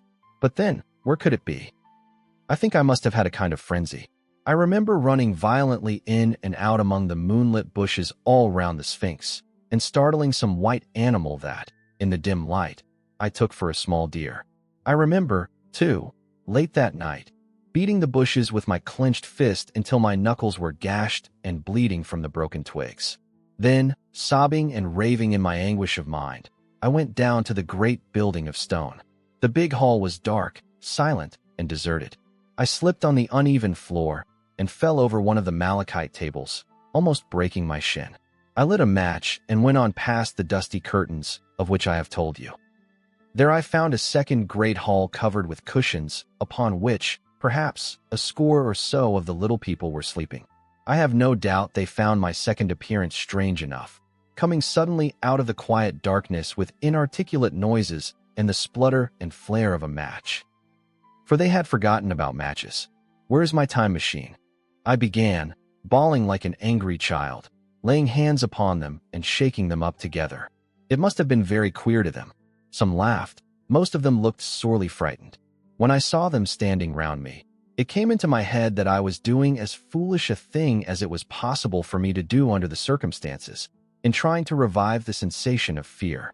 For, reasoning from their daylight behavior, I thought that fear must be forgotten. Abruptly, I dashed down the match, and knocking one of the people over in my course, went blundering across the big dining hall again, out under the moonlight. I heard cries of terror, and their little feet running and stumbling this way and that. I do not remember all I did as the moon crept up the sky. I suppose it was the unexpected nature of my loss that maddened me. I felt hopelessly cut off from my own kind, a strange animal in an unknown world. I must have raved to and fro, screaming and crying upon God and fate. I have a memory of horrible fatigue, as the long night of despair wore away, of looking in this impossible place and that, of groping among moonlit ruins and touching strange creatures in the black shadows. At last, of lying on the ground near the Sphinx and weeping with absolute wretchedness, even anger at the folly of leaving the machine having leaked away with my strength. I had nothing left but misery. Then I slept, and when I woke again it was full day, and a couple of sparrows were hopping round me on the turf within reach of my arm. I sat up in the freshness of the morning, trying to remember how I had got there, and why I had such a profound sense of desertion and despair. Then things came clear in my mind. With the plain, reasonable daylight, I could look my circumstances fairly in the face. I saw the wild folly of my frenzy overnight, and I could reason with myself. Suppose the worst? I said. Suppose the machine altogether lost, perhaps destroyed? It behoves me to be calm and patient, to learn the way of the people, to get a clear idea of the method of my loss, and the means of getting materials and tools, so that in the end, perhaps, I may make another. That would be my only hope, a poor hope, perhaps, but better than despair. And, after all, it was a beautiful and curious world. But probably the machine had only been taken away. Still, I must be calm and patient, find its hiding place, and recover it by force or cunning. And with that I scrambled to my feet and looked about me, wondering where I could bathe. I felt weary, stiff, and travel-soiled. The freshness of the morning made me desire an equal freshness. I had exhausted my emotion. Indeed, as I went about my business, I found myself wondering at my intense excitement overnight. I made a careful examination of the ground about the little lawn. I wasted some time in futile questionings, conveyed, as well as I was able, to such of the little people as came by. They all failed to understand my gestures. Some were simply stolid, some thought it was a jest, and laughed at me. I had the hardest task in the world to keep my hands off their pretty laughing faces. It was a foolish impulse, but the devil begotten of fear and blind anger was ill-curbed and still eager to take advantage of my perplexity. The turf gave better counsel. I found a groove ripped in it, about midway between the pedestal of the Sphinx and the marks of my feet where, on arrival, I had struggled with the overturned machine. There were other signs of removal about, with queer narrow footprints like those I could imagine made by a sloth. This directed my closer attention to the pedestal. It was, as I think I have said, of bronze. It was not a mere block, but highly decorated with deep-framed panels on either side. I went and rapped at these. The pedestal was hollow. Examining the panels with care, I found them discontinuous with the frames. There were no handles or keyholes, but possibly the panels, if they were doors, as I supposed, opened from within. One thing was clear enough to my mind. It took no very great mental effort to infer that my time machine was inside that pedestal. But how it got there was a different problem. I saw the heads of two orange-clad people coming through the bushes and under some blossom-covered apple trees towards me. I turned smiling to them and beckoned them to me. They came, and then, pointing to the bronze pedestal, I tried to intimate my wish to open it. But at my first gesture towards this, they behaved very oddly. I don't know how to convey their expression to you. Suppose you were to use a grossly improper gesture to a delicate-minded woman. It is how she would look. They went off as if they had received the last possible insult. I tried a sweet-looking little chap in white next, with exactly the same result. Somehow, his manner made me feel ashamed of myself. But, as you know, I wanted the time machine, and I tried him once more. As he turned off, like the others, my temper got the better of me. In 3 strides I was after him, had him by the loose part of his robe round the neck, and began dragging him towards the Sphinx. Then I saw the horror and repugnance of his face, and all of a sudden I let him go. But I was not beaten yet. I banged with my fist at the bronze panels. I thought I heard something stir inside. To be explicit, I thought I heard a sound like a chuckle, but I must have been mistaken. Then I got a big pebble from the river, and came and hammered till I had flattened a coil in the decorations, and the verdigris came off in powdery flakes. The delicate little people must have heard me hammering in gusty outbreaks a mile away on either hand, but nothing came of it. I saw a crowd of them upon the slopes, looking furtively at me. At last, hot and tired, I sat down to watch the place. But I was too restless to watch long. I am too occidental for a long vigil. I could work at a problem for years, but to wait inactive for 24 hours, that is another matter. I got up after a time, and began walking aimlessly through the bushes towards the hill again. Patience, said I to myself. If you want your machine again, you must leave that Sphinx alone. If they mean to take your machine away, it's little good you're wrecking their bronze panels. And if they don't, you will get it back as soon as you can ask for it. To sit among all those unknown things before a puzzle like that is hopeless. That way lies monomania. Face this world. Learn its ways. Watch it. Be careful of too hasty guesses at its meaning. In the end you will find clues to it all. Then suddenly the humor of the situation came into my mind. The thought of the years I had spent in study and toil to get into the future age, and now my passion of anxiety to get out of it.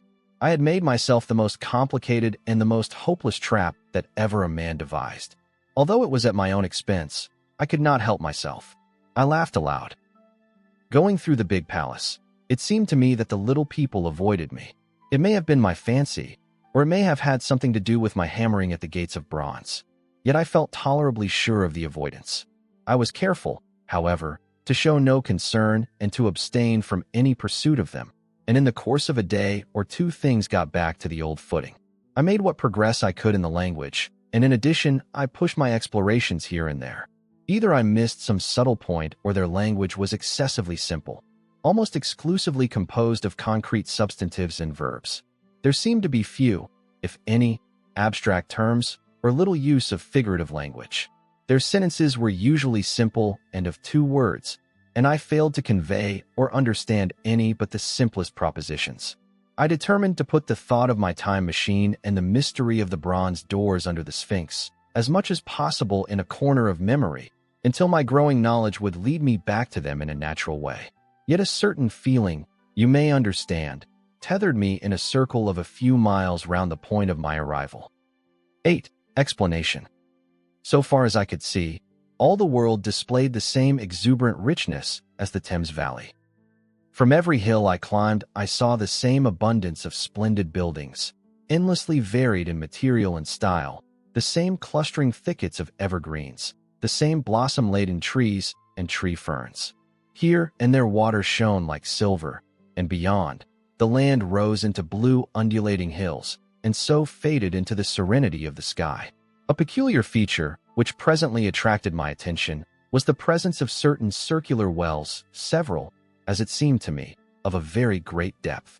One lay by the path up the hill which I had followed during my first walk. Like the others, it was rimmed with bronze, curiously wrought, and protected by a little cupola from the rain. Sitting by the side of these wells, and peering down into the shafted darkness, I could see no gleam of water, nor could I start any reflection with a lighted match. But in all of them I heard a certain sound, a thud, thud, thud, like the beating of some big engine, and I discovered, from the flaring of my matches, that a steady current of air set down the shafts. Further, I threw a scrap of paper into the throat of one, and, instead of fluttering slowly down, it was at once sucked swiftly out of sight. After a time, too, I came to connect these wells with tall towers standing here and there upon the slopes, for above them there was often just such a flicker in the air as one sees on a hot day above a sun-scorched beach. Putting things together, I reached a strong suggestion of an extensive system of subterranean ventilation, whose true import it was difficult to imagine. I was at first inclined to associate it with the sanitary apparatus of these people. It was an obvious conclusion, but it was absolutely wrong. And here I must admit that I learnt very little of drains and bells and modes of conveyance, and the like conveniences, during my time in this real future. In some of these visions of utopias and coming times which I have read, there is a vast amount of detail about building and social arrangements and so forth. But while such details are easy enough to obtain when the whole world is contained in one's imagination, they are altogether inaccessible to a real traveler amid such realities as I found here. Conceive the tale of London which a Negro, fresh from Central Africa, would take back to his tribe. What would he know of railway companies, of social movements, of telephone and telegraph wires, of the parcels delivery company, and postal orders and the like? Yet we, at least, should be willing enough to explain these things to him. And even of what he knew, how much could he make his entraveled friend either apprehend or believe?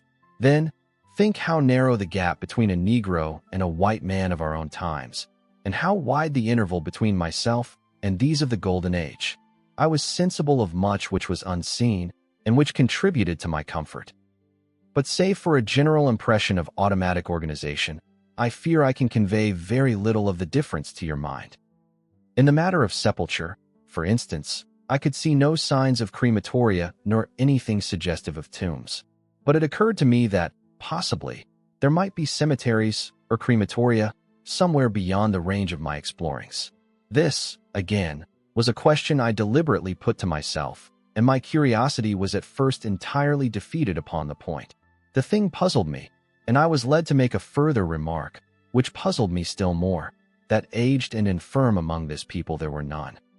I must confess that my satisfaction with my first theories of an automatic civilization and a decadent humanity did not long endure.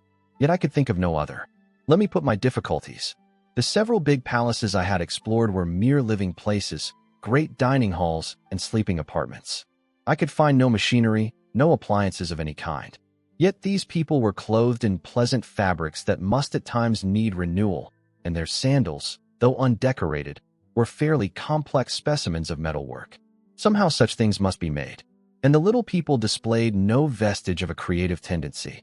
There were no shops, no workshops, no sign of importations among them. They spent all their time in playing gently, in bathing in the river, in making love in a half-playful fashion, in eating fruit and sleeping. I could not see how things were kept going. Then, again, about the time machine. Something, I knew not what, had taken it into the hollow pedestal of the White Sphinx. Why? For the life of me, I could not imagine. Those waterless wells, too, those flickering pillars. I felt I lacked a clue. I felt, how shall I put it? Suppose you found an inscription with sentences here and there in excellent plain English, and interpolated therewith, others made up of words, of letters even, absolutely unknown to you? Well, on the third day of my visit, that was how the world of 802,701 presented itself to me. That day, too, I made a friend, of a sort. It happened that, as I was watching some of the little people bathing in a shallow, one of them was seized with cramp and began drifting downstream. The main current ran rather swiftly, but not too strongly for even a moderate swimmer.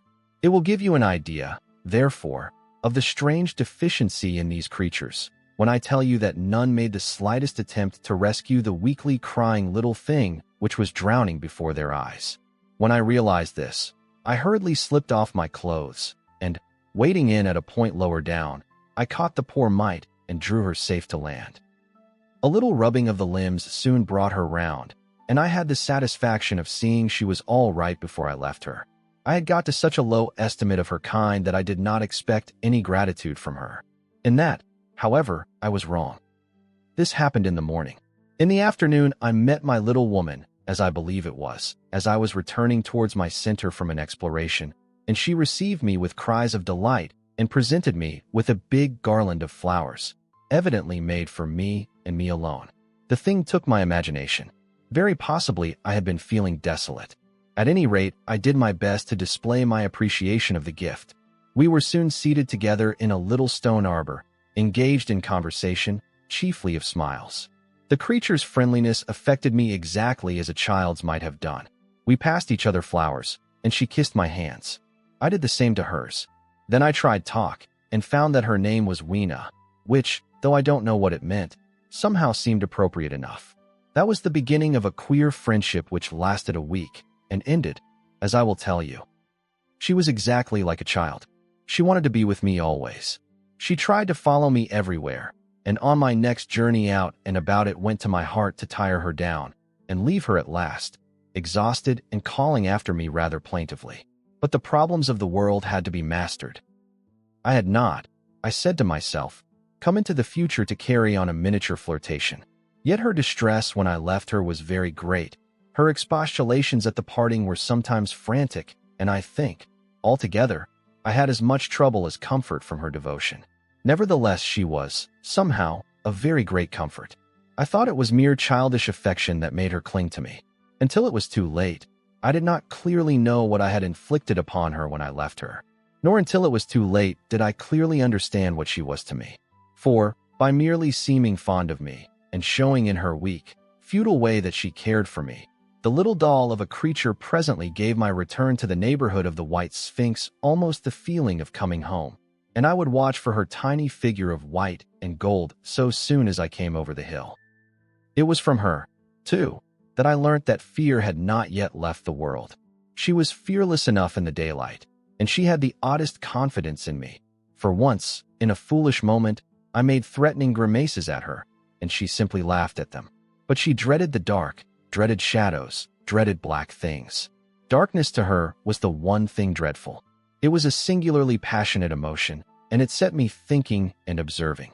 I discovered then, among other things, that these little people gathered into the great houses after dark, and slept in droves. To enter upon them without a light was to put them into a tumult of apprehension. I never found one out of doors, or one sleeping alone within doors after dark.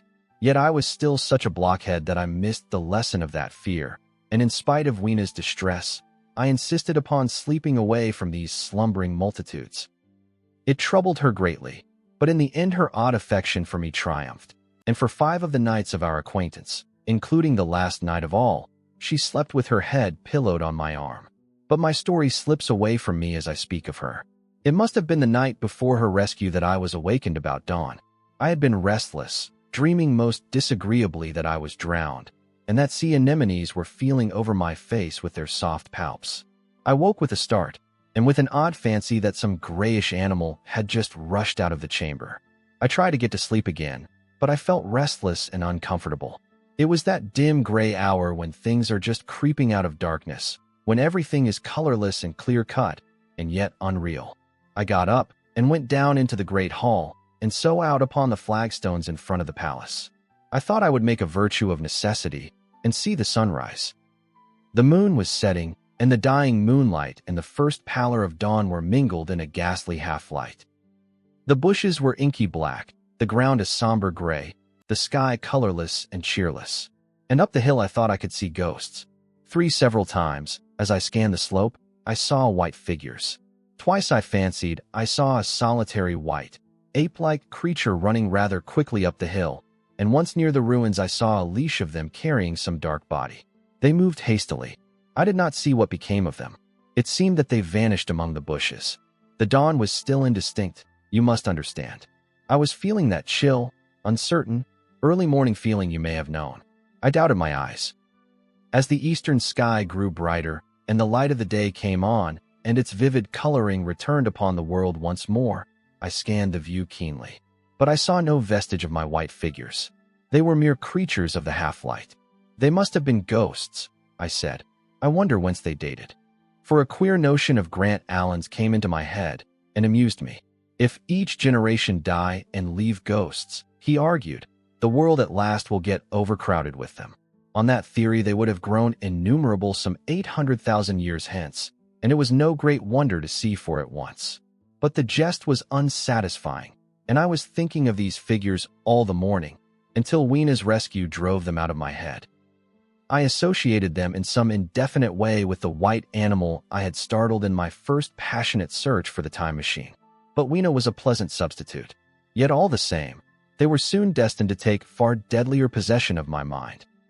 I think I have said how much hotter than our own was the weather of this golden age. I cannot account for it. It may be that the sun was hotter, or the earth nearer the sun. It is usual to assume that the sun will go on cooling steadily in the future. But people, unfamiliar with such speculations as those of the younger Darwin, forget that the planets must ultimately fall back one by one into the parent body. As these catastrophes occur, the sun will blaze with renewed energy, and it may be that some inner planet had suffered this fate. Whatever the reason, the fact remains that the sun was very much hotter than we know it. Well, one very hot morning, my 4th, I think, as I was seeking shelter from the heat and glare in a colossal ruin near the great house where I slept and fed, there happened this strange thing. Clambering among these heaps of masonry, I found a narrow gallery, whose end and side windows were blocked by fallen masses of stone. By contrast with the brilliancy outside, it seemed at first impenetrably dark to me. I entered it groping, for the change from light to blackness made spots of color swim before me. Suddenly, I halted spellbound. A pair of eyes, luminous by reflection against the daylight without, was watching me out of the darkness. The old instinctive dread of wild beasts came upon me. I clenched my hands and steadfastly looked into the glaring eyeballs. I was afraid to turn. Then the thought of the absolute security in which humanity appeared to be living came to my mind. And then I remembered that strange terror of the dark. Overcoming my fear to some extent, I advanced a step and spoke. I will admit that my voice was harsh and ill-controlled. I put out my hand and touched something soft. At once the eyes darted sideways, and something white ran past me.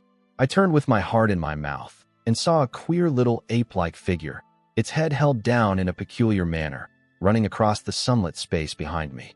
It blundered against a block of granite, staggered aside, and in a moment was hidden in a black shadow beneath another pile of ruined masonry. My impression of it is, of course, imperfect, but I know it was a dull white and had strange large grayish-red eyes. Also that there was flaxen hair on its head and down its back. But, as I say, it went too fast for me to see distinctly.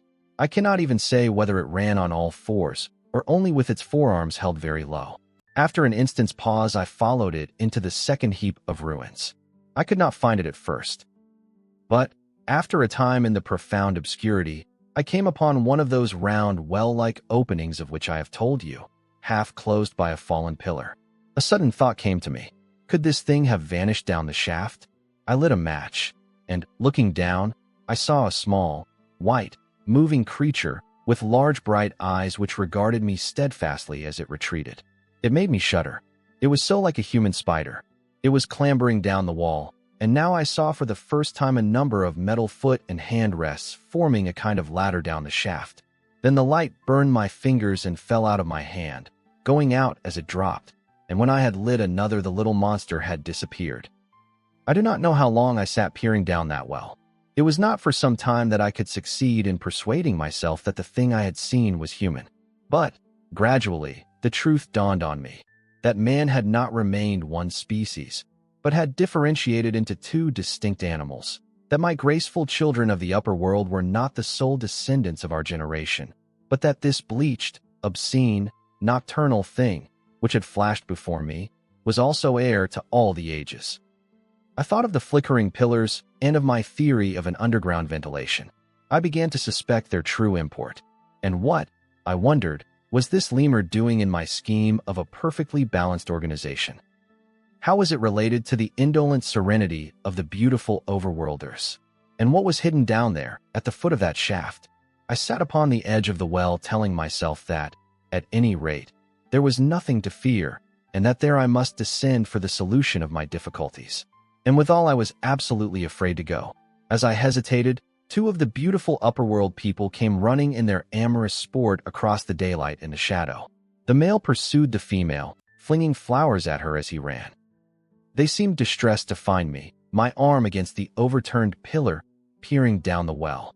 Apparently, it was considered bad form to remark these apertures, for when I pointed to this one and tried to frame a question about it in their tongue, they were still more visibly distressed and turned away. But they were interested by my matches, and I struck some to amuse them. I tried them again about the well, and again I failed. So presently I left them, meaning to go back to Weena and see what I could get from her. But my mind was already in revolution. My guesses and impressions were slipping and sliding to a new adjustment. I had now a clue to the import of these wells, to the ventilating towers, to the mystery of the ghosts, to say nothing of a hint at the meaning of the bronze gates and the fate of the time machine. And very vaguely there came a suggestion towards the solution of the economic problem that had puzzled me. Here was the new view. Plainly, this second species of man was subterranean. There were three circumstances in particular which made me think that its rare emergence above ground was the outcome of a long-continued underground habit. In the first place, there was the bleached look common in most animals that live largely in the dark, the white fish of the Kentucky caves, for instance. Then, those large eyes, with that capacity for reflecting light, are common features of nocturnal things. Witness the owl and the cat. And last of all, that evident confusion in the sunshine, that hasty yet fumbling awkward flight towards dark shadow, and that peculiar carriage of the head while in the light, all reinforced the theory of an extreme sensitiveness of the retina. Beneath my feet, then, the earth must be tunneled enormously, and these tunnelings were the habitat of the new race. The presence of ventilating shafts and wells along the hill slopes, everywhere, in fact, except along the river valley, showed how universal were its ramifications. What's so natural, then, as to assume that it was in this artificial underworld that such work as was necessary to the comfort of the daylight race was done? The notion was so plausible that I at once accepted it, and went on to assume the how of this splitting of the human species. I dare say you will anticipate the shape of my theory, though, for myself, I very soon felt that it fell far short of the truth. At first, proceeding from the problems of our own age, It seemed clear as daylight to me that the gradual widening of the present merely temporary and social difference between the capitalist and the laborer was the key to the whole position. No doubt it will seem grotesque enough to you, and wildly incredible, and yet even now there are existing circumstances to point that way. There is a tendency to utilize underground space for the less ornamental purposes of civilization. There is the Metropolitan Railway in London, for instance. There are new electric railways, there are subways, there are underground workrooms and restaurants, and they increase and multiply. Evidently, I thought, this tendency had increased till industry had gradually lost its birthright in the sky. I mean that it had gone deeper and deeper into larger and ever larger underground factories, spending a still increasing amount of its time therein, till, in the end, even now, does not an East End worker live in such artificial conditions as practically to be cut off from the natural surface of the earth? Again, the exclusive tendency of richer people, due, no doubt, to the increasing refinement of their education and the widening gulf between them and the rude violence of the poor, is already leading to the closing, in their interest, of considerable portions of the surface of the land. About London, for instance, perhaps half the prettier country is shut in against intrusion. And this same widening gulf, which is due to the length and expense of the higher educational process and the increased facilities for and temptations towards refined habits on the part of the rich, will make that exchange between class and class, that promotion by intermarriage which at present retards the splitting of our species along lines of social stratification, less and less frequent. So, in the end, above ground you must have the haves, pursuing pleasure and comfort and beauty, and below ground the have-nots, the workers getting continually adapted to the conditions of their labor. Once they were there, they would no doubt have to pay rent, and not a little of it, for the ventilation of their caverns, and if they refused, they would starve or be suffocated for arrears. Such of them as were so constituted as to be miserable and rebellious would die, and, in the end, the balance being permanent, the survivors would become as well adapted to the conditions of underground life, and as happy in their way, as the overworld people were to theirs. As it seemed to me, the refined beauty and the etiolated pallor followed naturally enough. The great triumph of humanity I had dreamed of took a different shape in my mind. It had been no such triumph of moral education and general cooperation as I had imagined. Instead, I saw a real aristocracy, armed with a perfected science and working to a logical conclusion the industrial system of today. Its triumph had not been simply a triumph over nature, but a triumph over nature and the fellow man. This, I must warn you, was my theory at the time. I had no convenient cicerone in the pattern of the utopian books. My explanation may be absolutely wrong. I still think it is the most plausible one. But even on this supposition, the balanced civilization that was at last attained must have long since passed its zenith, and was now far fallen into decay. The too perfect security of the overworlders had led them to a slow movement of degeneration, to a general dwindling in size, strength, and intelligence, that I could see clearly enough already. What had happened to the undergrounders I did not yet suspect, but from what I had seen of the Morlocks. That, by the by, was the name by which these creatures were called. I could imagine that the modification of the human type was even far more profound than among the Eloi, the beautiful race that I already knew. Then came troublesome doubts. Why had the Morlocks taken my time machine? For I felt sure it was they who had taken it. Why, too, if the Eloi were masters, could they not restore the machine to me? And why were they so terribly afraid of the dark?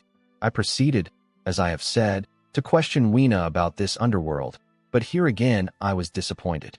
At first she would not understand my questions, and presently she refused to answer them. She shivered as though the topic was unendurable, and when I pressed her, perhaps a little harshly, she burst into tears. They were the only tears, except my own, I ever saw in that golden age. When I saw them, I ceased abruptly to trouble about the Morlocks, and was only concerned in banishing these signs of her human inheritance from Weena's eyes. And very soon she was smiling and clapping her hands, while I solemnly burn a match. 9. The Morlocks. It may seem odd to you, but it was 2 days before I could follow up the newfound clue in what was manifestly the proper way. I felt a peculiar shrinking from those pallid bodies. They were just the half-bleached color of the worms and things one sees preserved in spirit in a zoological museum. And they were filthily cold to the touch. Probably my shrinking was largely due to the sympathetic influence of the Eloi, whose disgust of the Morlocks I now began to appreciate. The next night, I did not sleep well. Probably my health was a little disordered. I was oppressed with perplexity and doubt. Once or twice, I had a feeling of intense fear for which I could perceive no definite reason. I remember creeping noiselessly into the great hall where the little people were sleeping in the moonlight. That night Weena was among them, and feeling reassured by their presence. It occurred to me even then that in the course of a few days the moon must pass through its last quarter and the nights grow dark, when the appearances of these unpleasant creatures from below, these whitened lemurs, this new vermin that had replaced the old, might be more abundant. And on both these days I had the restless feeling of one who shirks an inevitable duty. I felt assured that the time machine was only to be recovered by boldly penetrating these mysteries of underground. Yet I could not face the mystery. If only I had had a companion, it would have been different. But I was so horribly alone, and even to clamber down into the darkness of the well appalled me. I don't know if you will understand my feeling, but I never felt quite safe at my back. It was this restlessness, this insecurity, perhaps, that drove me farther and farther afield in my exploring expeditions. Going to the southwestward towards the rising country that is now called Coombe Wood, I observed far off, in the direction of 19th-century Banstead, a vast green structure, different in character from any I had hitherto seen. It was larger than the largest of the palaces or ruins I knew, and the facade had an oriental look, the face of it having the luster, as well as the pale green tint, a kind of bluish green, of a certain type of Chinese porcelain. This difference in aspect suggested a difference in use, and I was minded to push on and explore. But the day was growing late, and I had come upon the site of the place after a long and tiring circuit. So I resolved to hold over the adventure for the following day, and I returned to the welcome and the caresses of little Weena.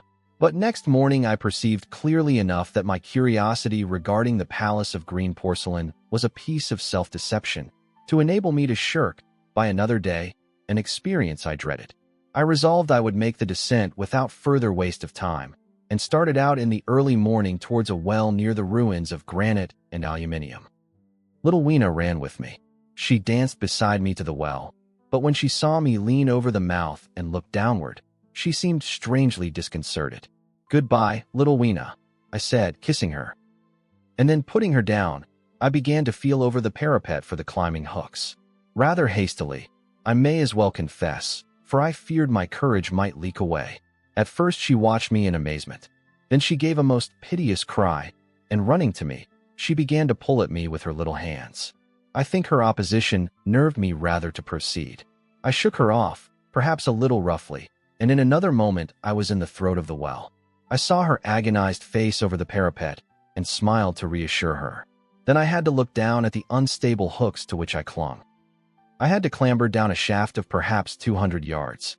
The descent was effected by means of metallic bars projecting from the sides of the well, and these being adapted to the needs of a creature much smaller and lighter than myself, I was speedily cramped and fatigued by the descent. And not simply fatigued. One of the bars bent suddenly under my weight, and almost swung me off into the blackness beneath. For a moment I hung by one hand, and after that experience I did not dare to rest again. Though my arms and back were presently acutely painful, I went on clambering down the sheer descent with as quick a motion as possible. Glancing upward, I saw the aperture, a small blue disk, in which a star was visible, while little Weena's head showed as a round black projection. The thudding sound of a machine below grew louder and more oppressive. Everything save that little disk above was profoundly dark, and when I looked up again Weena had disappeared. I was in an agony of discomfort.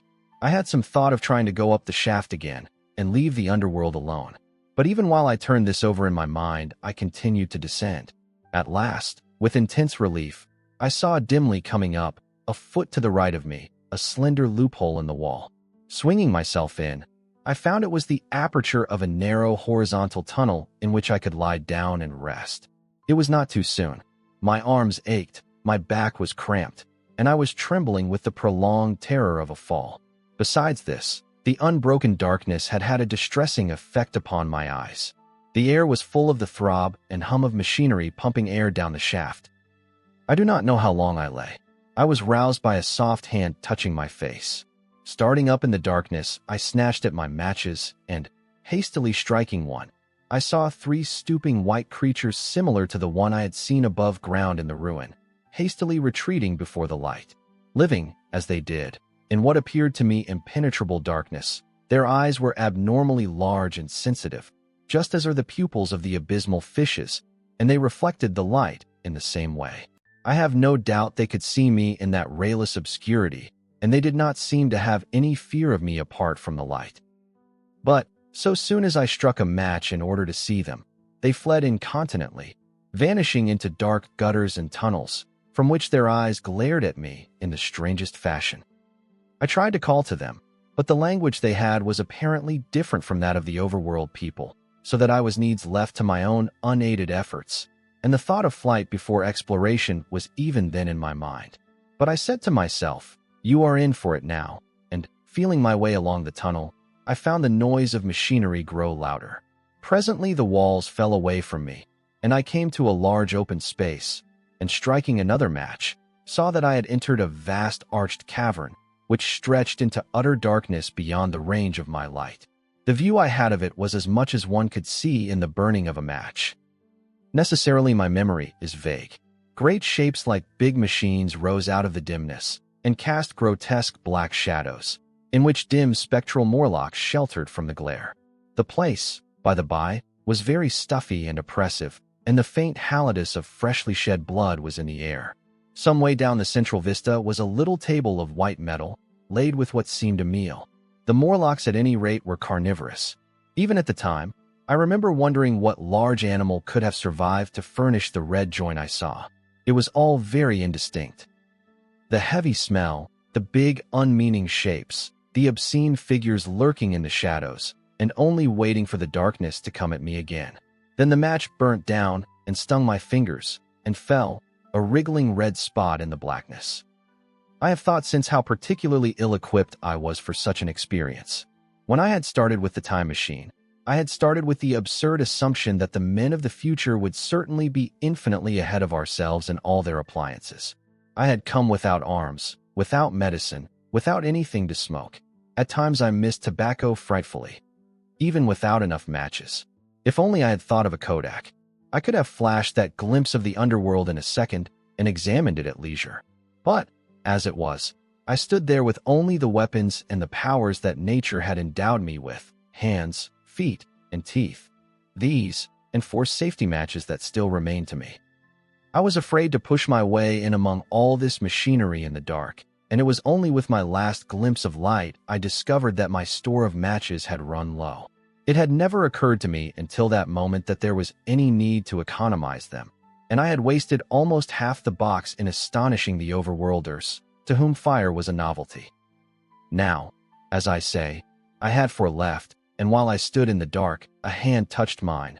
Lank fingers came feeling over my face, and I was sensible of a peculiar, unpleasant odor. I fancied I heard the breathing of a crowd of those dreadful little beings about me. I felt the box of matches in my hand being gently disengaged, and other hands behind me plucking at my clothing. The sense of these unseen creatures examining me was indescribably unpleasant. The sudden realization of my ignorance of their ways of thinking and doing came home to me very vividly in the darkness. I shouted at them as loudly as I could. They started away, and then I could feel them approaching me again. They clutched at me more boldly, whispering odd sounds to each other. I shivered violently and shouted again, rather discordantly. This time they were not so seriously alarmed, and they made a queer laughing noise as they came back at me.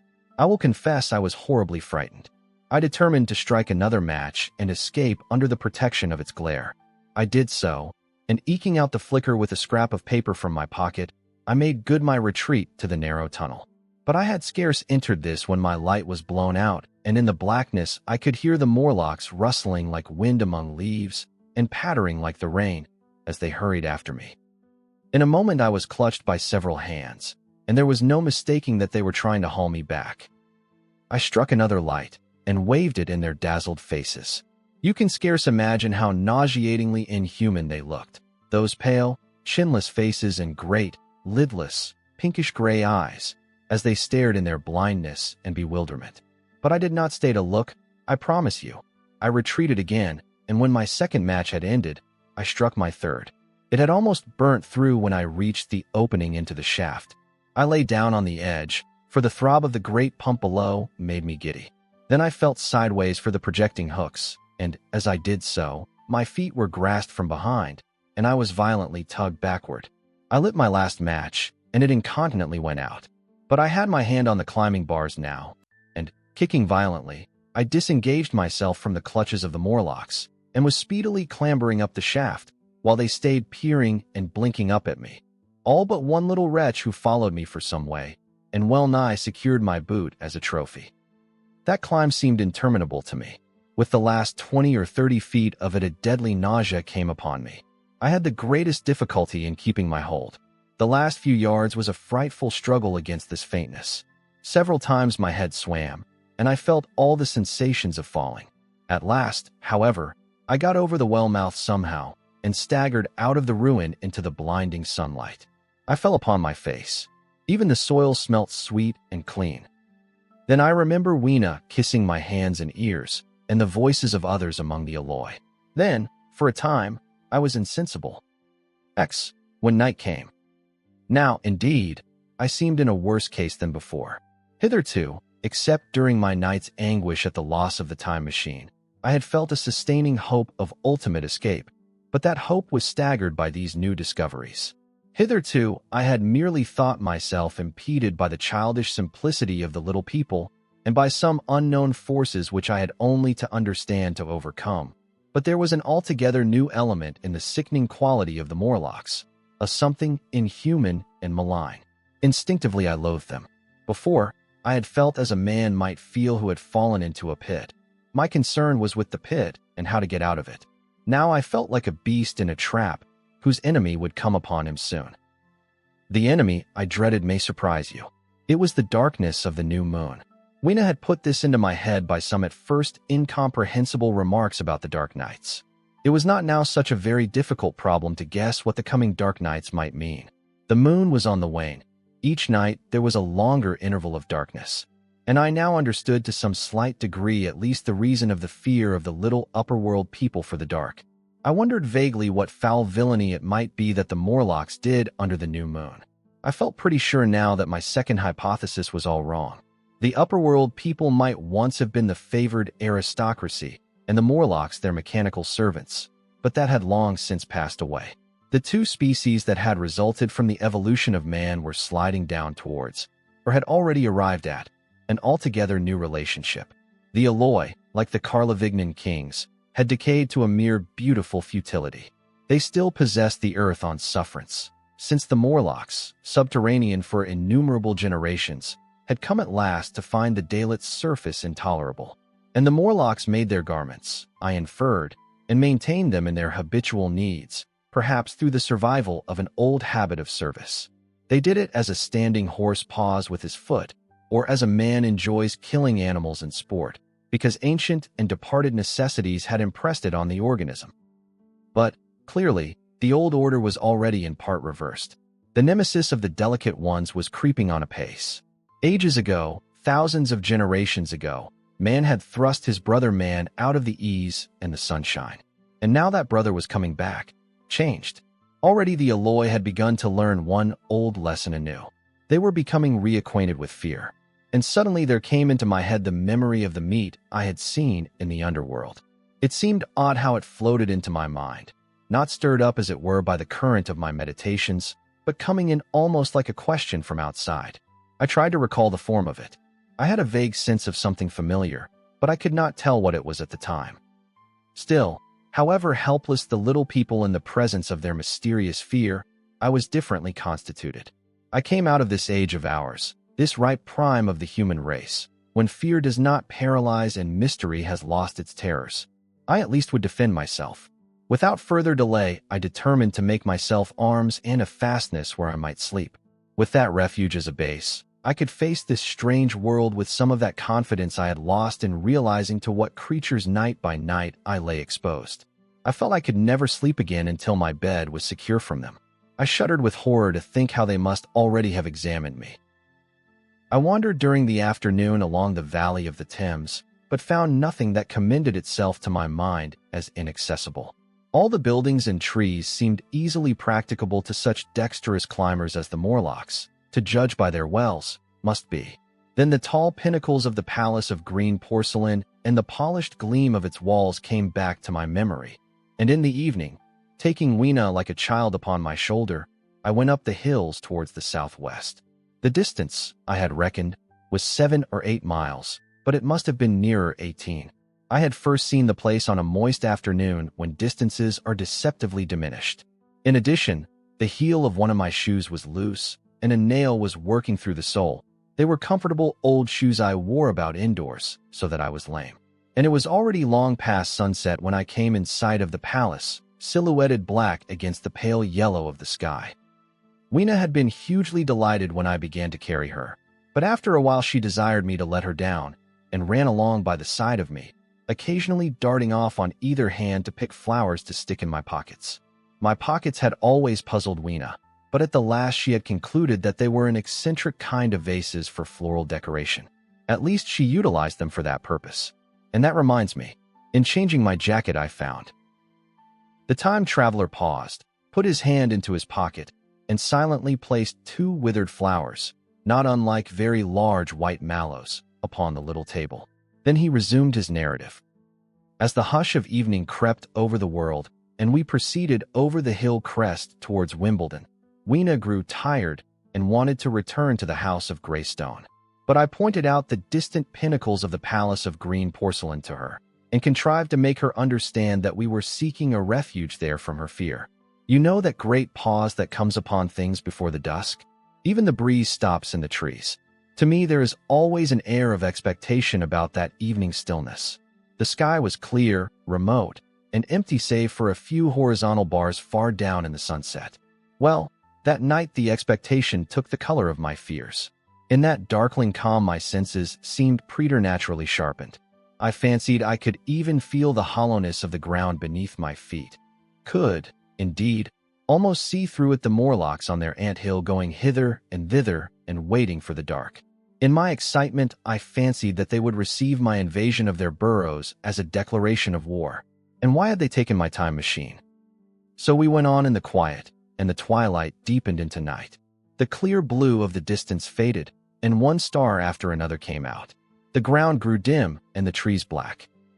Weena's fears and her fatigue grew upon her. I took her in my arms and talked to her and caressed her. Then, as the darkness grew deeper, she put her arms round my neck and, closing her eyes, tightly pressed her face against my shoulder. So we went down a long slope into a valley, and there in the dimness I almost walked into a little river.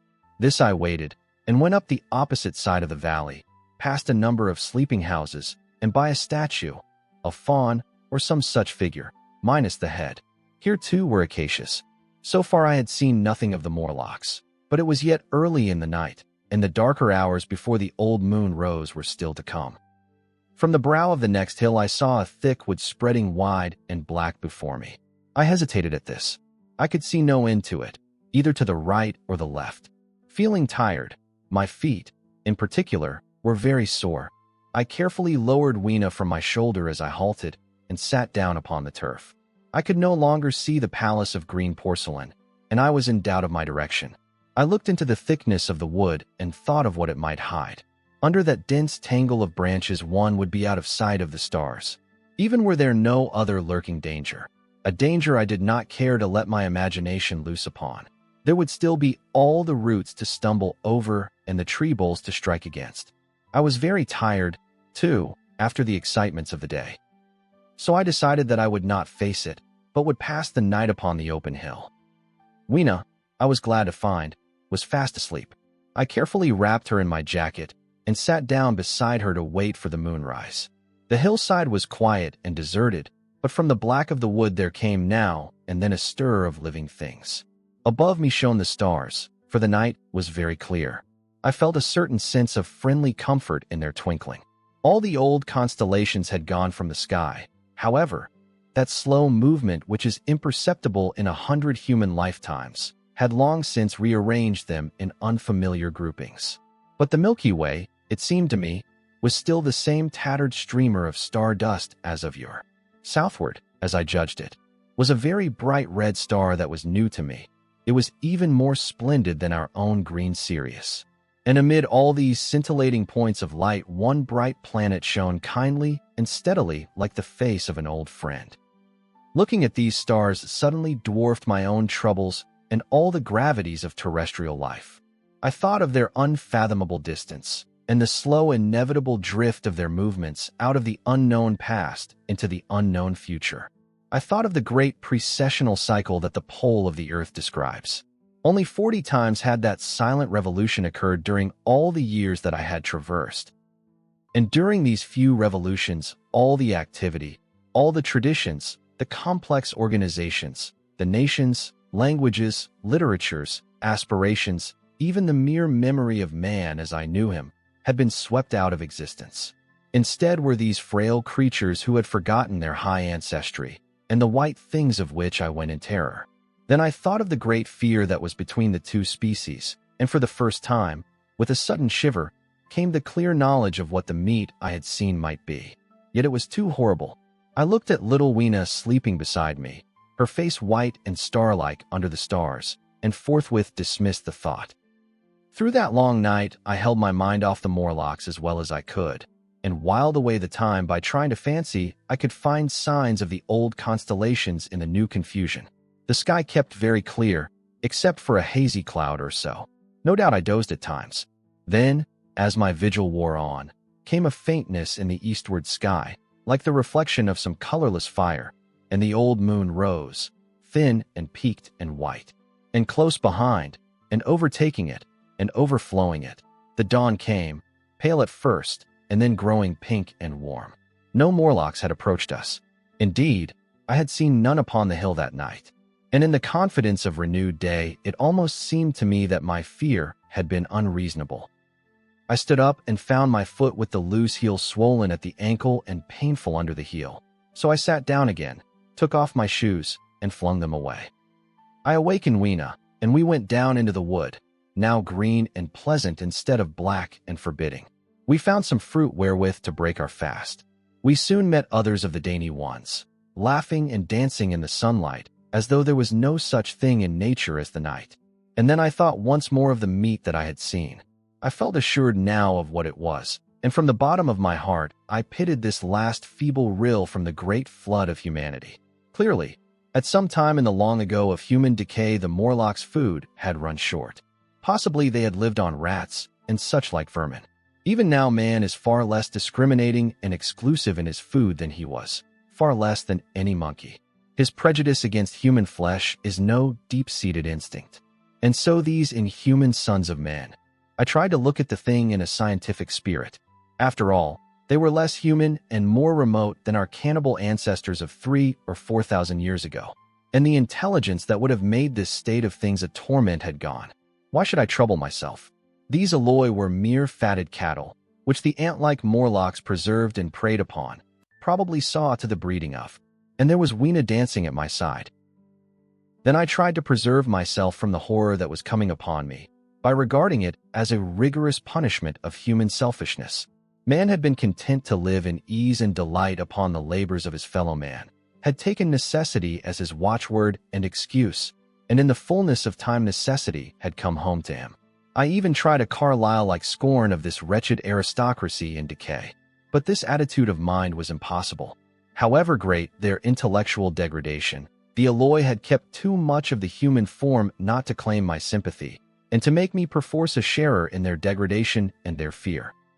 I had at that time very vague ideas as to the course I should pursue. My first was to secure some safe place of refuge, and to make myself such arms of metal or stone as I could contrive. That necessity was immediate.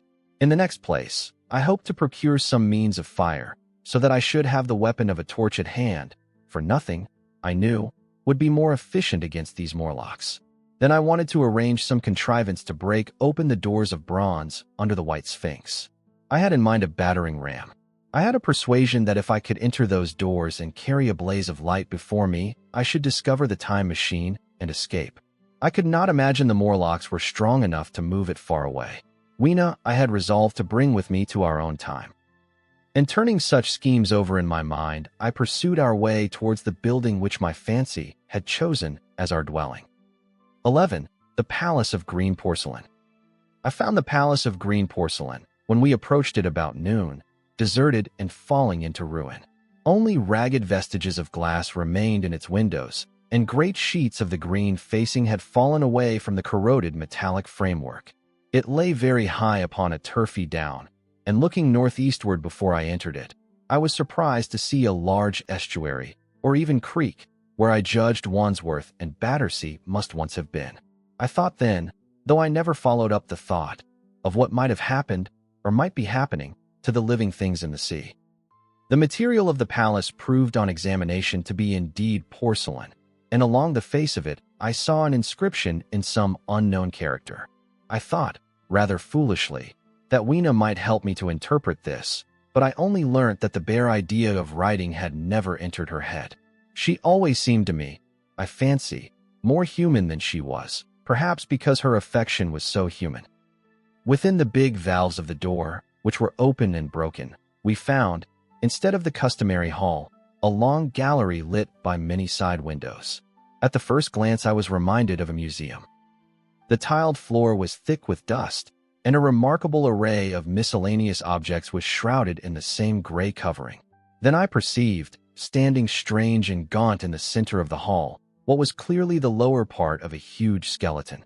I recognized by the oblique feet that it was some extinct creature after the fashion of the Megatherium. The skull and the upper bones lay beside it in the thick dust, and in one place, where rainwater had dropped through a leak in the roof, the thing itself had been worn away. Further in the gallery was the huge skeleton barrel of a brontosaurus. My museum hypothesis was confirmed. Going towards the side, I found what appeared to be sloping shelves, and clearing away the thick dust, I found the old familiar glass cases of our own time. But they must have been airtight to judge from the fair preservation of some of their contents. Clearly we stood among the ruins of some latter-day South Kensington.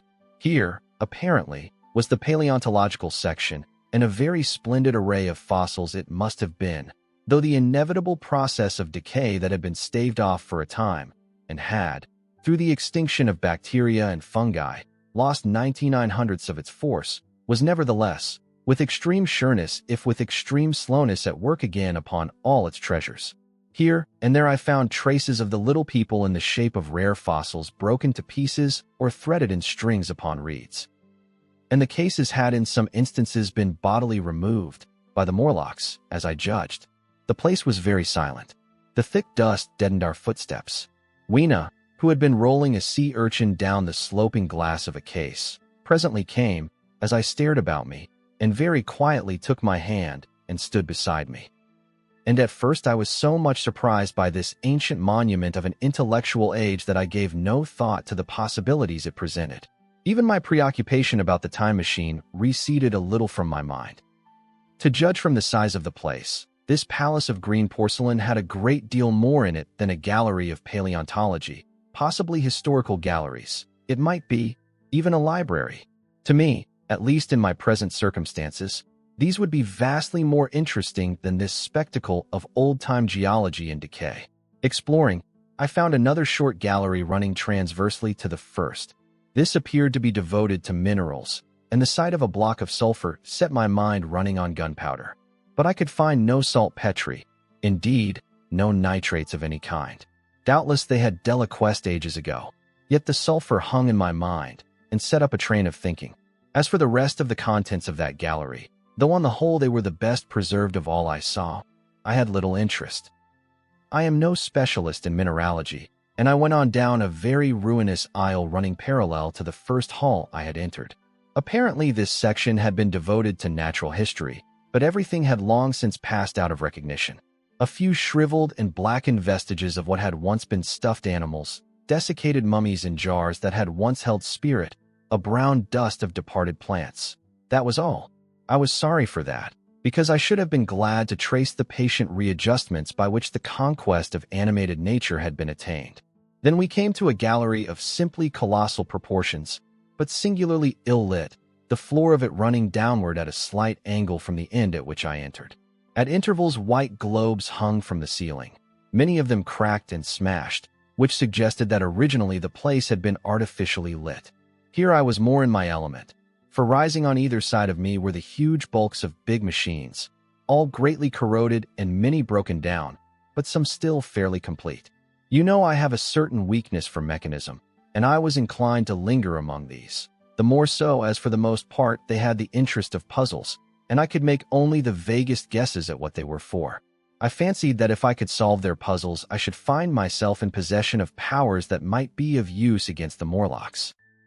Suddenly Weena came very close to my side, so suddenly that she startled me. Had it not been for her, I do not think I should have noticed that the floor of the gallery sloped at all. Footnote: it may be, of course, that the floor did not slope, but that the museum was built into the side of a hilled ed. The end I had come in at was quite above ground, and was lit by rare slit-like windows. As you went down the length, the ground came up against these windows, until at last there was a pit like the area of a London house before each, and only a narrow line of daylight at the top. I went slowly along, puzzling about the machines, and had been too intent upon them to notice the gradual diminution of the light, until Weena's increasing apprehensions drew my attention. Then I saw that the gallery ran down at last into a thick darkness. I hesitated, and then, as I looked round me, I saw that the dust was less abundant and its surface less even. Further away towards the dimness, it appeared to be broken by a number of small, narrow footprints. My sense of the immediate presence of the Morlocks revived at that. I felt that I was wasting my time in the academic examination of machinery. I called to mind that it was already far advanced in the afternoon, and that I had still no weapon, no refuge, and no means of making a fire. And then down in the remote blackness of the gallery, I heard a peculiar pattering, and the same odd noises I had heard down the well. I took Weena's hand. Then, struck with a sudden idea, I left her and turned to a machine from which projected a lever not unlike those in a signal box. Clambering upon the stand, and grasping this lever in my hands, I put all my weight upon it sideways. Suddenly Weena, deserted in the central aisle, began to whimper. I had judged the strength of the lever pretty correctly, for it snapped after a minute's strain, and I rejoined her with a mace in my hand more than sufficient, I judged, for any Morlock skull I might encounter. And I longed very much to kill a Morlock or so. Very inhuman, you may think, to want to go killing one's own descendants. But it was impossible, somehow, to feel any humanity in the things. Only my disinclination to leave Weena, and a persuasion that if I began to slake my thirst for murder my time machine might suffer, restrained me from going straight down the gallery and killing the brutes I heard. Well, mace in one hand and Weena in the other, I went out of that gallery and into another and still larger one, which at the first glance reminded me of a military chapel hung with tattered flags. The brown and charred rags that hung from the sides of it, I presently recognized as the decaying vestiges of books. They had long since dropped to pieces, and every semblance of print had left them. But here and there were warped boards and cracked metallic clasps that told the tale well enough. Had I been a literary man, I might, perhaps, have moralised upon the futility of all ambition. But as it was, the thing that struck me with keenest force was the enormous waste of labor to which this somber wilderness of rotting paper testified. At the time, I will confess that I thought chiefly of the philosophical transactions and my own 17 papers upon physical optics. Then, going up a broad staircase, we came to what may once have been a gallery of technical chemistry.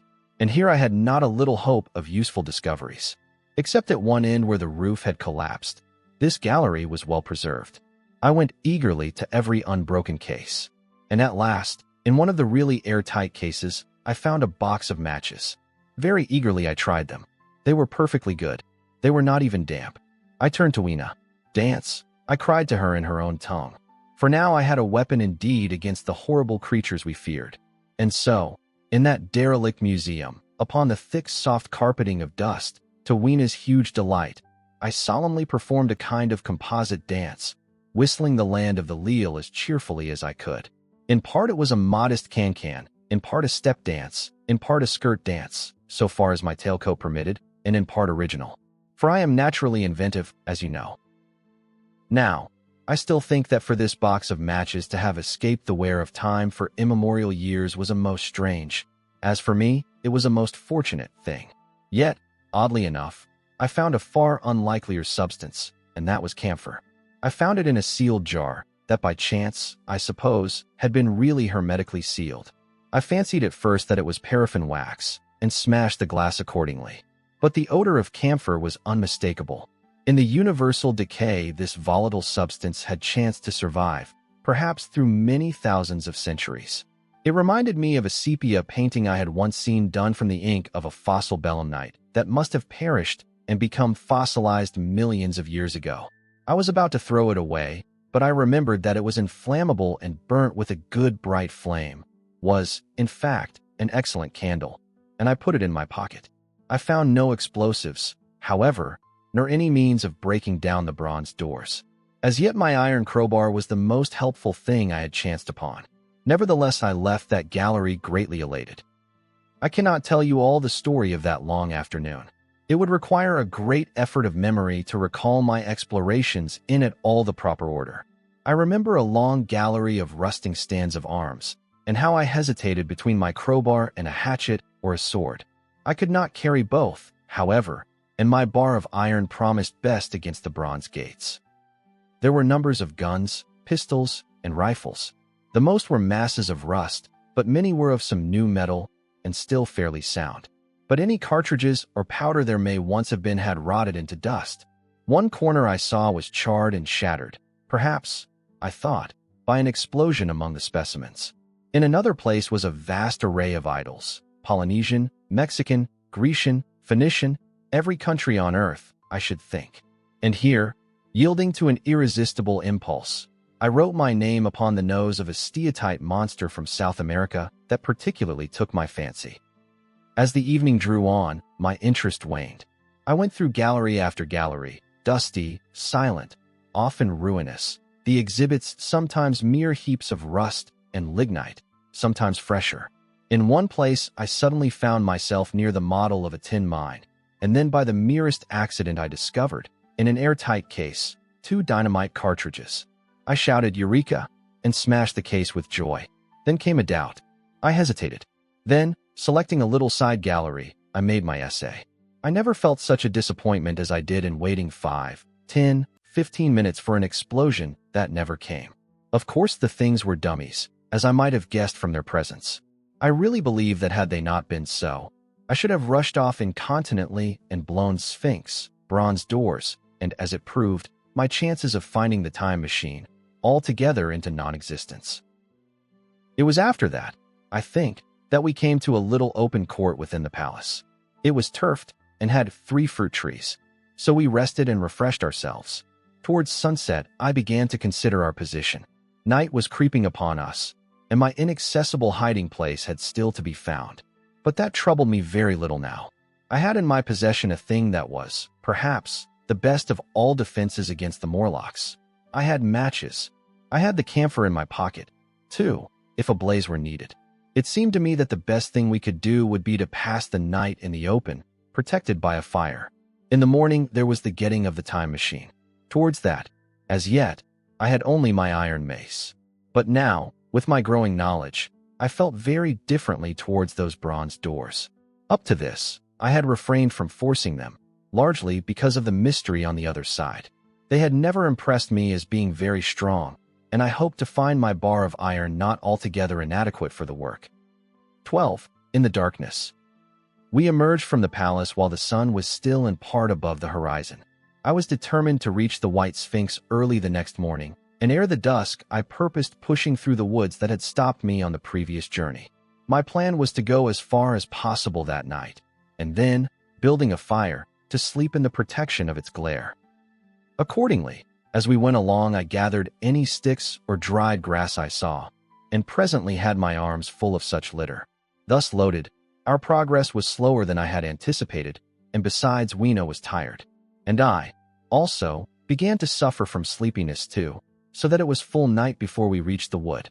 Upon the shrubby hill of its edge, Weena would have stopped, fearing the darkness before us, but a singular sense of impending calamity that should indeed have served me as a warning drove me onward. I had been without sleep for a night and 2 days, and I was feverish and irritable. I felt sleep coming upon me, and the Morlocks with it. While we hesitated, among the black bushes behind us, and dim against their blackness, I saw 3 crouching figures. There was scrub and long grass all about us, and I did not feel safe from their insidious approach. The forest, I calculated, was rather less than a mile across. If we could get through it to the bare hillside, there, as it seemed to me, was an altogether safer resting place. I thought that with my matches and my camphor I could contrive to keep my path illuminated through the woods. Yet it was evident that if I was to flourish matches with my hands I should have to abandon my firewood. So, rather reluctantly, I put it down, and then it came into my head that I would amaze our friends behind by lighting it. I was to discover the atrocious folly of this proceeding, but it came to my mind as an ingenious move for covering our retreat. I don't know if you have ever thought what a rare thing flame must be in the absence of man and in a temperate climate. The sun's heat is rarely strong enough to burn, even when it is focused by dewdrops, as is sometimes the case in more tropical districts. Lightning may blast and blacken, but it rarely gives rise to widespread fire. Decaying vegetation may occasionally smolder with the heat of its fermentation, but this rarely results in flame. In this decadence, too, the art of fire-making had been forgotten on the earth. The red tongues that went licking up my heap of wood were an altogether new and strange thing to Weena. She wanted to run to it and play with it. I believe she would have cast herself into it had I not restrained her. But I caught her up, and in spite of her struggles, plunged boldly before me into the wood. For a little way the glare of my fire lit the path. Looking back presently, I could see, through the crowded stems, that from my heap of sticks the blaze had spread to some bushes adjacent, and a curved line of fire was creeping up the grass of the hill. I laughed at that, and turned again to the dark trees before me. It was very black, and Weena clung to me convulsively, but there was still, as my eyes grew accustomed to the darkness, sufficient light for me to avoid the stems. Overhead it was simply black, except where a gap of remote blue sky shone down upon us here and there. I lit none of my matches because I had no hand free. Upon my left arm I carried my little one, in my right hand I had my iron bar. For some way I heard nothing but the crackling twigs under my feet, the faint rustle of the breeze above, and my own breathing and the throb of the blood vessels in my ears. Then I seemed to know of a pattering behind me. I pushed on grimly. The pattering grew more distinct, and then I caught the same queer sound and voices I had heard in the underworld. There were evidently several of the Morlocks, and they were closing in upon me. Indeed, in another minute I felt a tug at my coat, then something at my arm, and Weena shivered violently, and became quite still. It was time for a match, but to get one I must put her down. I did so, and, as I fumbled with my pocket, a struggle began in the darkness about my knees, perfectly silent on her part, and with the same peculiar cooing sounds from the Morlocks. Soft little hands, too, were creeping over my coat and back, touching even my neck. Then the match scratched and fizzed. I held it flaring, and saw the white backs of the Morlocks in flight amid the trees. I hastily took a lump of camphor from my pocket, and prepared to light it as soon as the match should wane. Then I looked at Weena. She was lying clutching my feet, and quite motionless, with her face to the ground. With a sudden fright I stooped to her. She seemed scarcely to breathe. I lit the block of camphor and flung it to the ground, and as it split and flared up and drove back the Morlocks in the shadows, I knelt down and lifted her. The wood behind seemed full of the stir and murmur of a great company. She seemed to have fainted. I put her carefully upon my shoulder and rose to push on, and then there came a horrible realization. In maneuvering with my matches and Weena, I had turned myself about several times, and now I had not the faintest idea in what direction lay my path. For all I knew, I might be facing back towards the palace of green porcelain. I found myself in a cold sweat. I had to think rapidly what to do. I determined to build a fire and encamp where we were. I put Weena, still motionless, down upon a turfy bowl, and very hastily, as my first lump of camphor waned, I began collecting sticks and leaves. Here and there out of the darkness round me the Morlock's eyes shone like carbuncles. The camphor flickered and went out. I lit a match, and as I did so, two white forms that had been approaching Weena dashed hastily away. One was so blinded by the light that he came straight for me, and I felt his bones grind under the blow of my fist. He gave a whoop of dismay, staggered a little way, and fell down. I lit another piece of camphor and went on gathering my bonfire. Presently, I noticed how dry was some of the foliage above me, for since my arrival on the time machine, a matter of a week, no rain had fallen. So, instead of casting about among the trees for fallen twigs, I began leaping up and dragging down branches. Very soon, I had a choking, smoky fire of green wood and dry sticks, and could economize my camphor. Then I turned to where Weena lay beside my iron mace. I tried what I could to revive her, but she lay like one dead. I could not even satisfy myself whether or not she breathed. Now, the smoke of the fire beat over towards me, and it must have made me heavy of a sudden. Moreover, the vapor of camphor was in the air. My fire would not need replenishing for an hour or so. I felt very weary after my exertion and sat down. The wood, too, was full of a slumberous murmur that I did not understand. I seemed just to nod and open my eyes. But all was dark, and the Morlocks had their hands upon me. Flinging off their clinging fingers, I hastily felt in my pocket for the matchbox, and it had gone. Then they gripped and closed with me again. In a moment I knew what had happened. I had slept, and my fire had gone out, and the bitterness of death came over my soul. The forest seemed full of the smell of burning wood. I was caught by the neck, by the hair, by the arms, and pulled down. It was indescribably horrible in the darkness to feel all these soft creatures heaped upon me. I felt as if I was in a monstrous spider's web. I was overpowered and went down. I felt little teeth nipping at my neck. I rolled over, and as I did so my hand came against my iron lever. It gave me strength. I struggled up, shaking the human rats from me, and, holding the bar short, I thrust where I judged their faces might be. I could feel the succulent giving of flesh and bone under my blows, and for a moment I was free. The strange exultation that so often seems to accompany hard fighting came upon me. I knew that both I and Weena were lost, but I determined to make the Morlocks pay for their meat. I stood with my back to a tree, swinging the iron bar before me. The whole wood was full of the stir and cries of them. A minute passed. Their voices seemed to rise to a higher pitch of excitement, and their movements grew faster. Yet none came within reach. I stood glaring at the blackness. Then suddenly came hope. What if the Morlocks were afraid? And close on the heels of that came a strange thing. The darkness seemed to grow luminous. Very dimly, I began to see the Morlocks about me, 3 battered at my feet. And then I recognized, with incredulous surprise, that the others were running, in an incessant stream, as it seemed, from behind me and away through the wood in front. And their backs seemed no longer white, but reddish. As I stood agape, I saw a little red spark go drifting across a gap of starlight between the branches and vanish. And at that I understood the smell of burning wood, the slumberous murmur that was growing now into a gusty roar, the red glow, and the Morlock's flight.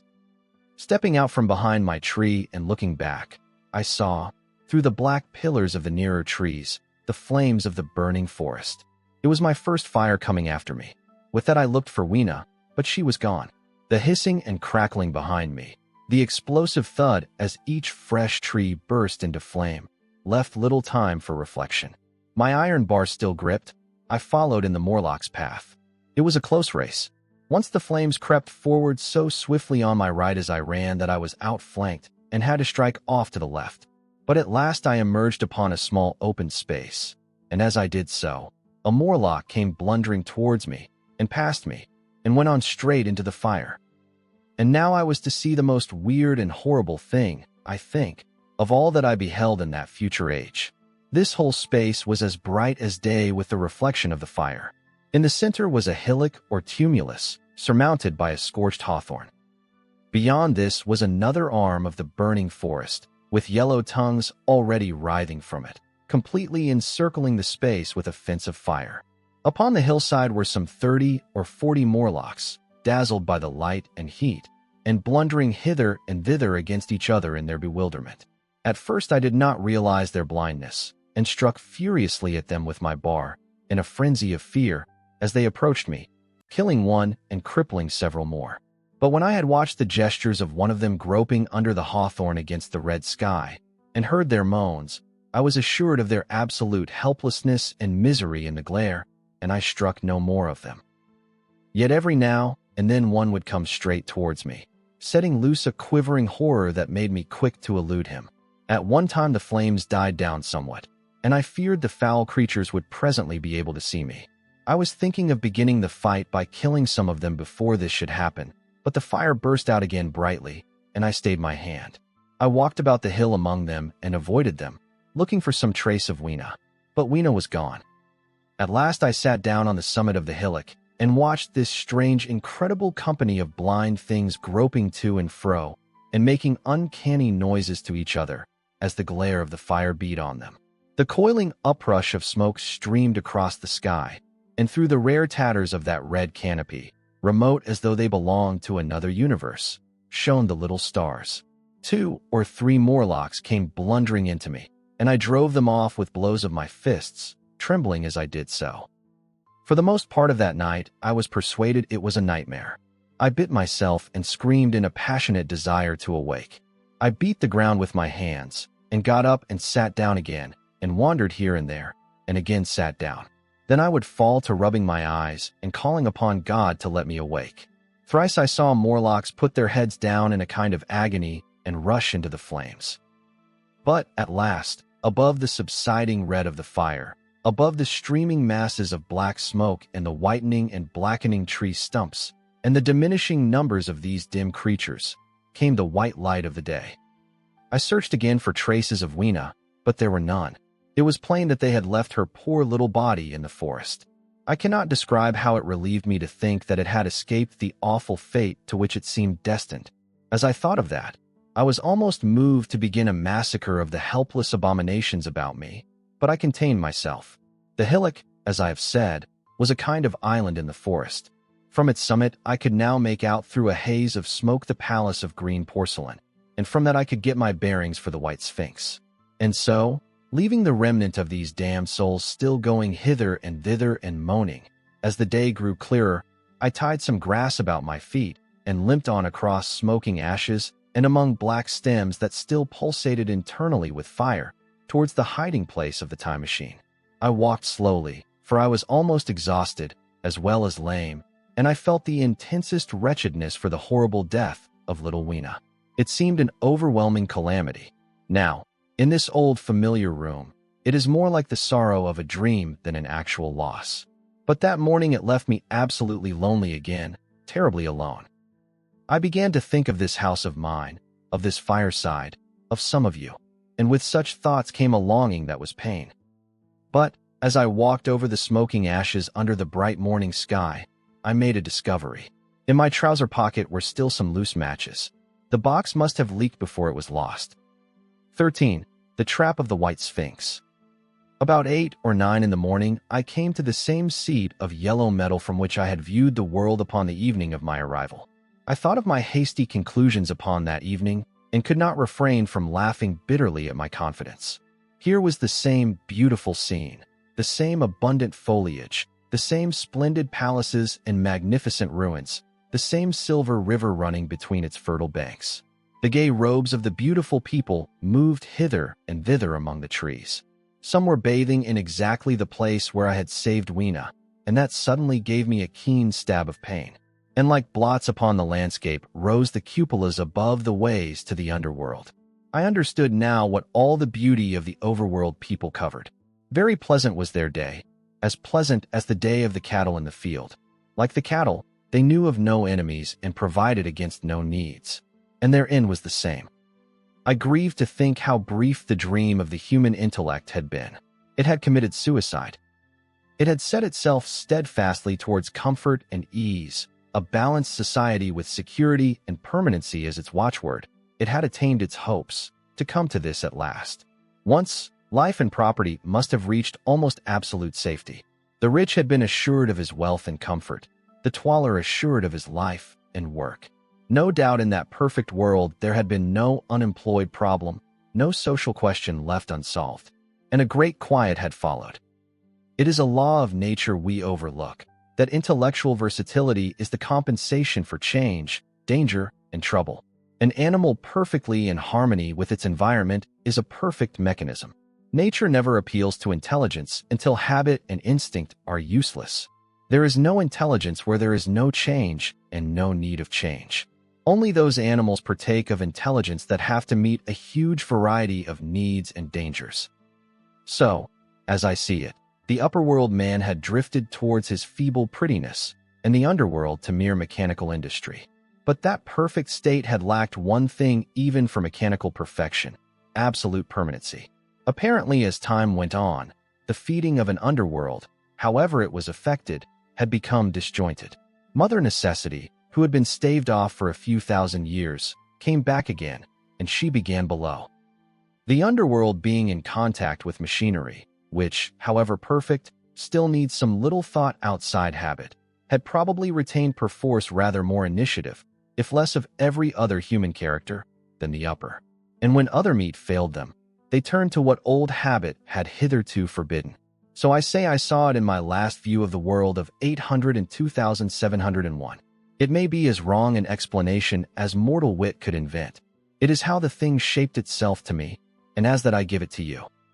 After the fatigues, excitements, and terrors of the past days, and in spite of my grief, this seat and the tranquil view and the warm sunlight were very pleasant.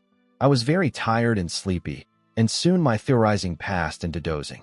Catching myself at that, I took my own hint, and spreading myself out upon the turf, I had a long and refreshing sleep. I awoke a little before sunsetting. I now felt safe against being caught napping by the Morlocks, and, stretching myself, I came on down the hill towards the White Sphinx. I had my crowbar in one hand, and the other hand played with the matches in my pocket. And now came a most unexpected thing. As I approached the pedestal of the Sphinx, I found the bronze valves were open. They had slid down into grooves. At that I stopped short before them, hesitating to enter. Within was a small apartment, and on a raised place in the corner of this was the time machine. I had the small levers in my pocket. So here, after all my elaborate preparations for the siege of the White Sphinx, was a meek surrender. I threw my iron bar away, almost sorry not to use it. A sudden thought came into my head as I stooped towards the portal. For once, at least, I grasped the mental operations of the Morlocks. Suppressing a strong inclination to laugh, I stepped through the bronze frame and up to the time machine. I was surprised to find it had been carefully oiled and cleaned. I have suspected since that the Morlocks had even partially taken it to pieces while trying in their dim way to grasp its purpose. Now as I stood and examined it, finding a pleasure in the mere touch of the contrivance, the thing I had expected happened. The bronze panels suddenly slid up and struck the frame with a clang. I was in the dark, trapped. So the Morlocks thought. At that I chuckled gleefully. I could already hear their murmuring laughter as they came towards me. Very calmly, I tried to strike the match. I had only to fix on the levers and depart then like a ghost. But I had overlooked one little thing. The matches were of that abominable kind that light only on the box. You may imagine how all my calm vanished. The little brutes were close upon me. One touched me. I made a sweeping blow in the dark at them with the levers, and began to scramble into the saddle of the machine. Then came one hand upon me, and then another.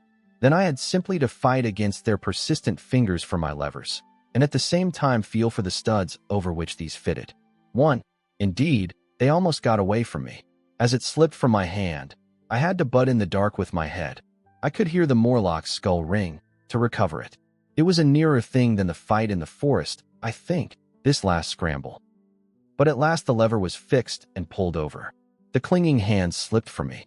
The darkness presently fell from my eyes. I found myself in the same gray light and tumult I have already described. 14. The further vision.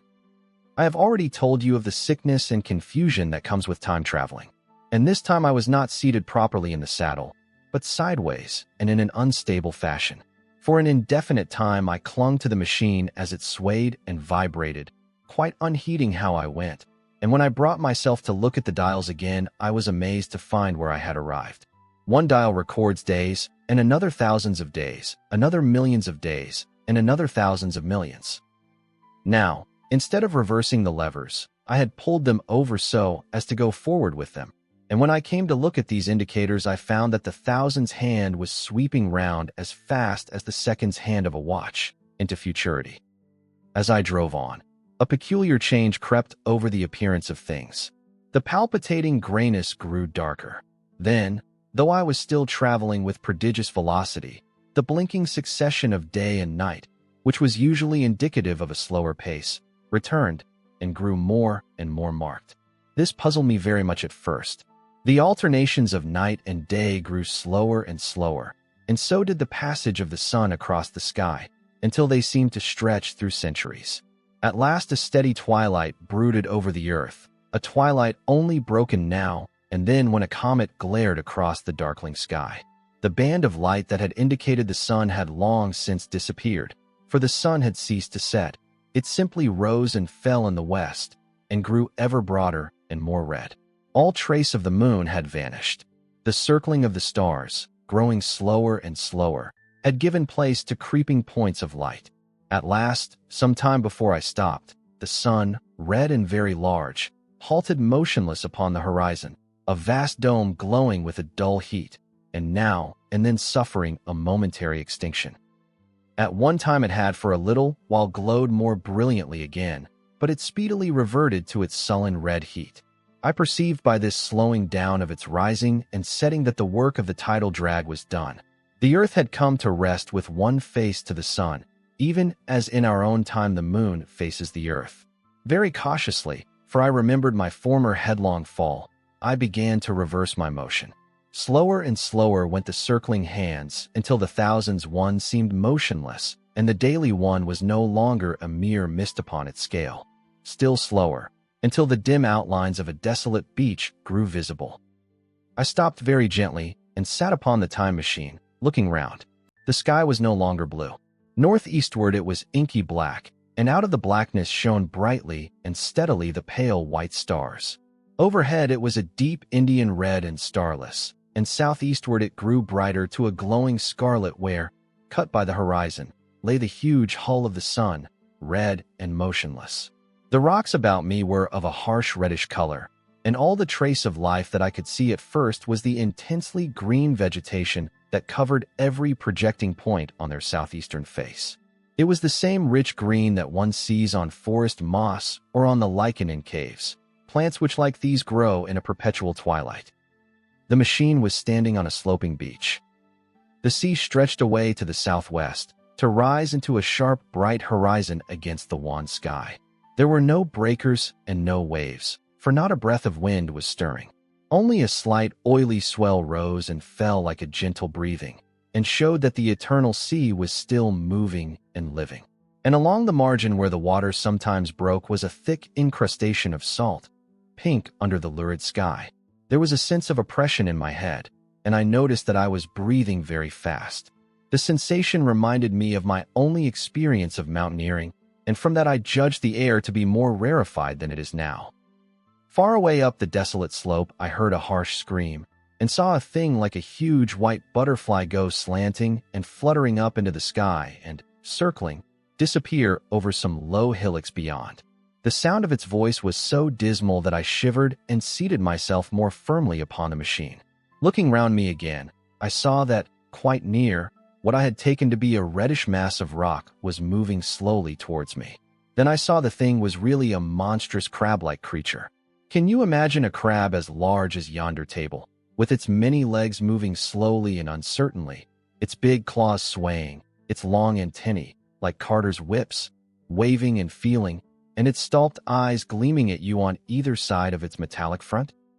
Its back was corrugated and ornamented with ungainly bosses, and a greenish incrustation blotched it here and there. I could see the many palps of its complicated mouth flickering and feeling as it moved. As I stared at this sinister apparition crawling towards me, I felt a tickling on my cheek as though a fly had lighted there. I tried to brush it away with my hand, but in a moment it returned, and almost immediately came another by my ear. I struck at this and caught something thread-like. It was drawn swiftly out of my hand. With a frightful qualm, I turned, and I saw that I had grasped the antenna of another monster crab that stood just behind me. Its evil eyes were wriggling on their stalks. Its mouth was all alive with appetite, and its vast ungainly claws, smeared with an algal slime, were descending upon me. In a moment my hand was on the lever, and I had placed a month between myself and these monsters. But I was still on the same beach, and I saw them distinctly now as soon as I stopped. Dozens of them seemed to be crawling here and there, in the somber light, among the foliated sheets of intense green. I cannot convey the sense of abominable desolation that hung over the world. The red eastern sky, the northward blackness, the salt Dead Sea, the stony beach crawling with these foul, slow-stirring monsters, the uniform poisonous-looking green of the lichenous plants, the thin air that hurts one's lungs. All contributed to an appalling effect. I moved on 100 years, and there was the same red sun, a little larger, a little duller, the same dying sea, the same chill air, and the same crowd of earthy crustacea creeping in and out among the green weed and the red rocks. And in the westward sky, I saw a curved pale line like a vast new moon. So I traveled, stopping ever and again, in great strides of 1,000 years or more, drawn on by the mystery of the earth's fate, watching with a strange fascination the sun grow larger and duller in the westward sky, and the life of the old earth ebb away. At last, more than 30 million years hence, the huge red-hot dome of the sun had come to obscure nearly a tenth part of the darkling heavens. Then I stopped once more, for the crawling multitude of crabs had disappeared, and the red beach, save for its livid green liverworts and lichens, seemed lifeless. And now it was flecked with white. A bitter cold assailed me. Rare white flakes ever and again came eddying down. To the northeastward, the glare of snow lay under the starlight of the sable sky, and I could see an undulating crest of hillocks pinkish white. There were fringes of ice along the sea margin, with drifting masses farther out, but the main expanse of that salt ocean, all bloody under the eternal sunset, was still unfrozen. I looked about me to see if any traces of animal life remained. A certain indefinable apprehension still kept me in the saddle of the machine, but I saw nothing moving, in earth or sky or sea. The green slime on the rocks alone testified that life was not extinct. A shallow sandbank had appeared in the sea, and the water had receded from the beach.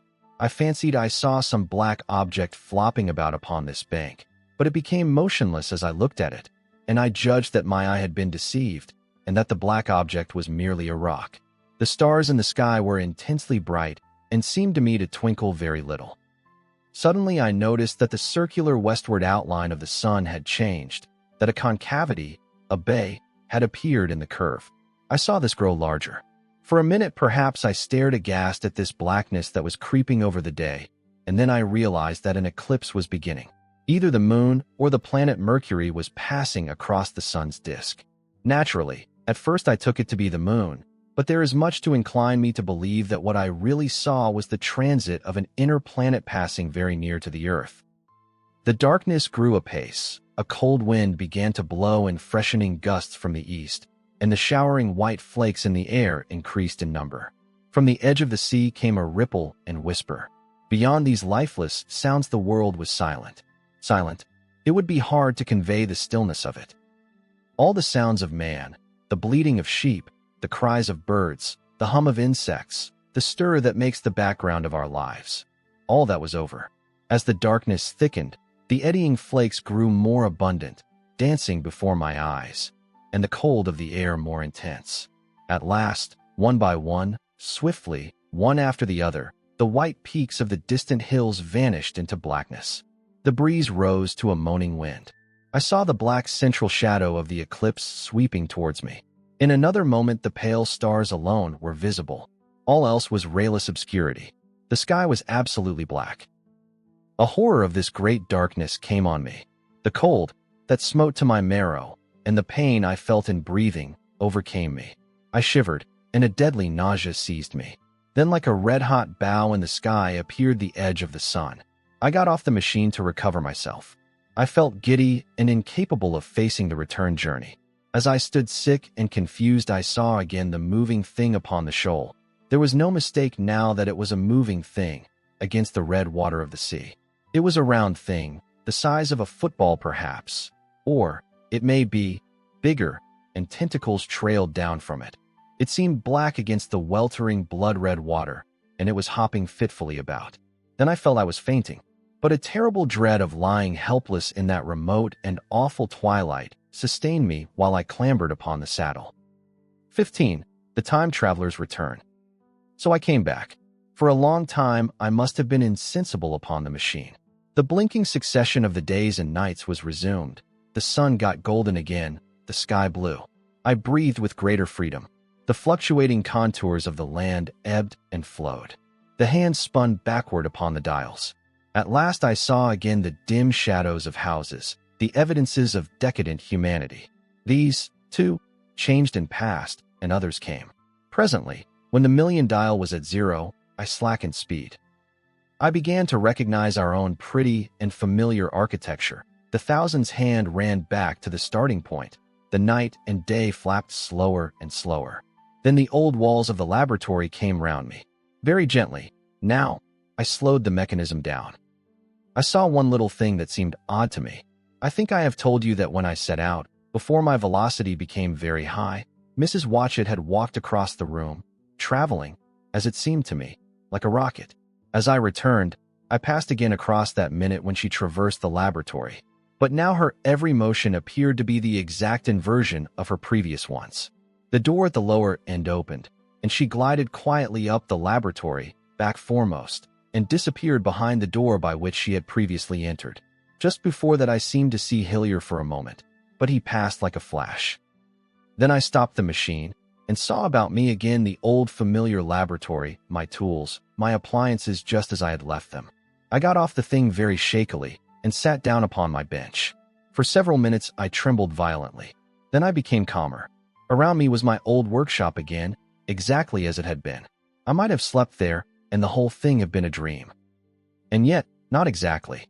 The thing had started from the southeast corner of the laboratory. It had come to rest again in the northwest, against the wall where you saw it.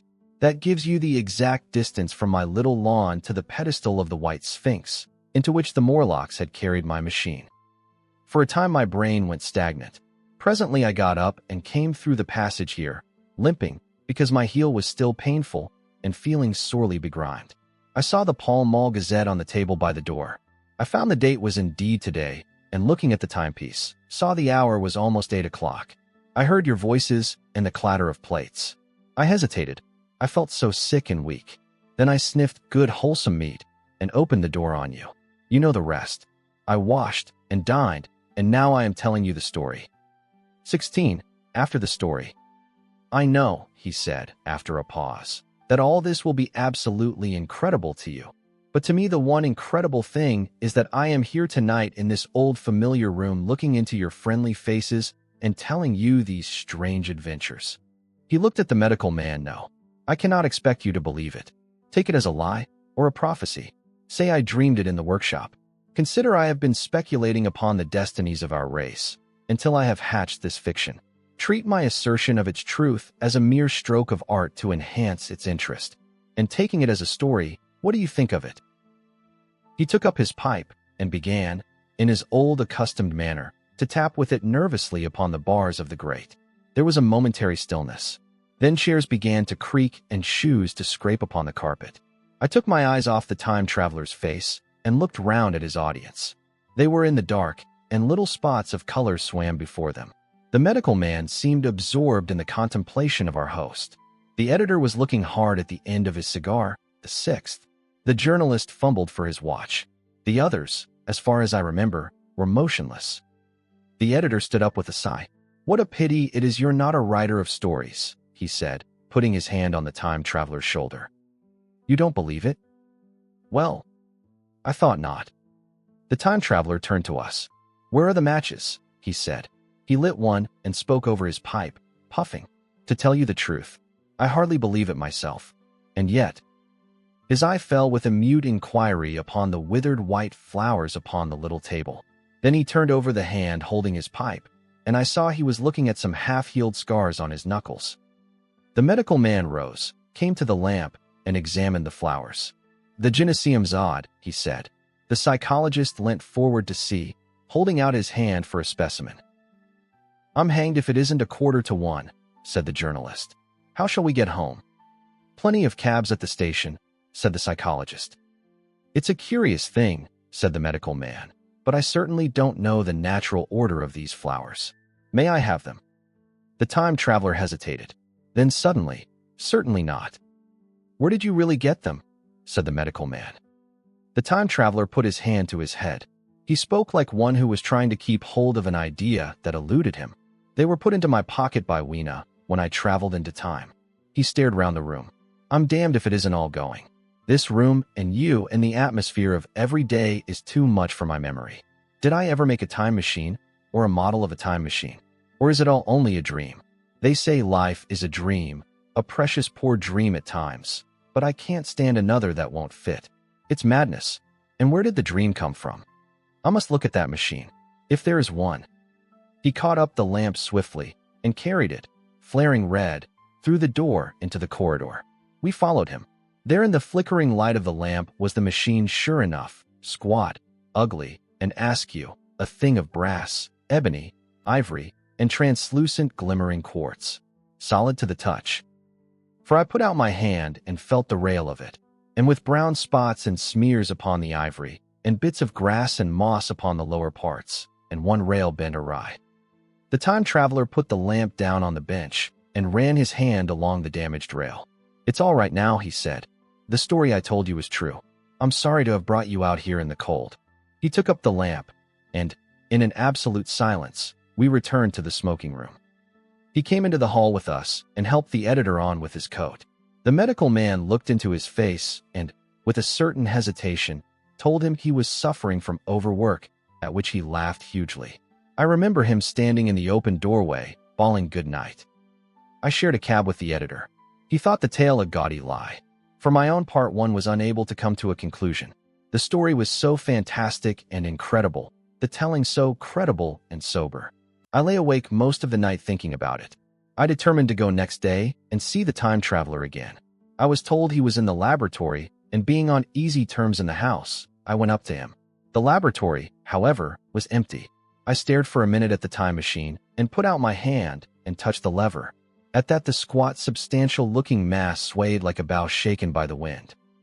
Its instability startled me extremely, and I had a queer reminiscence of the childish days when I used to be forbidden to meddle.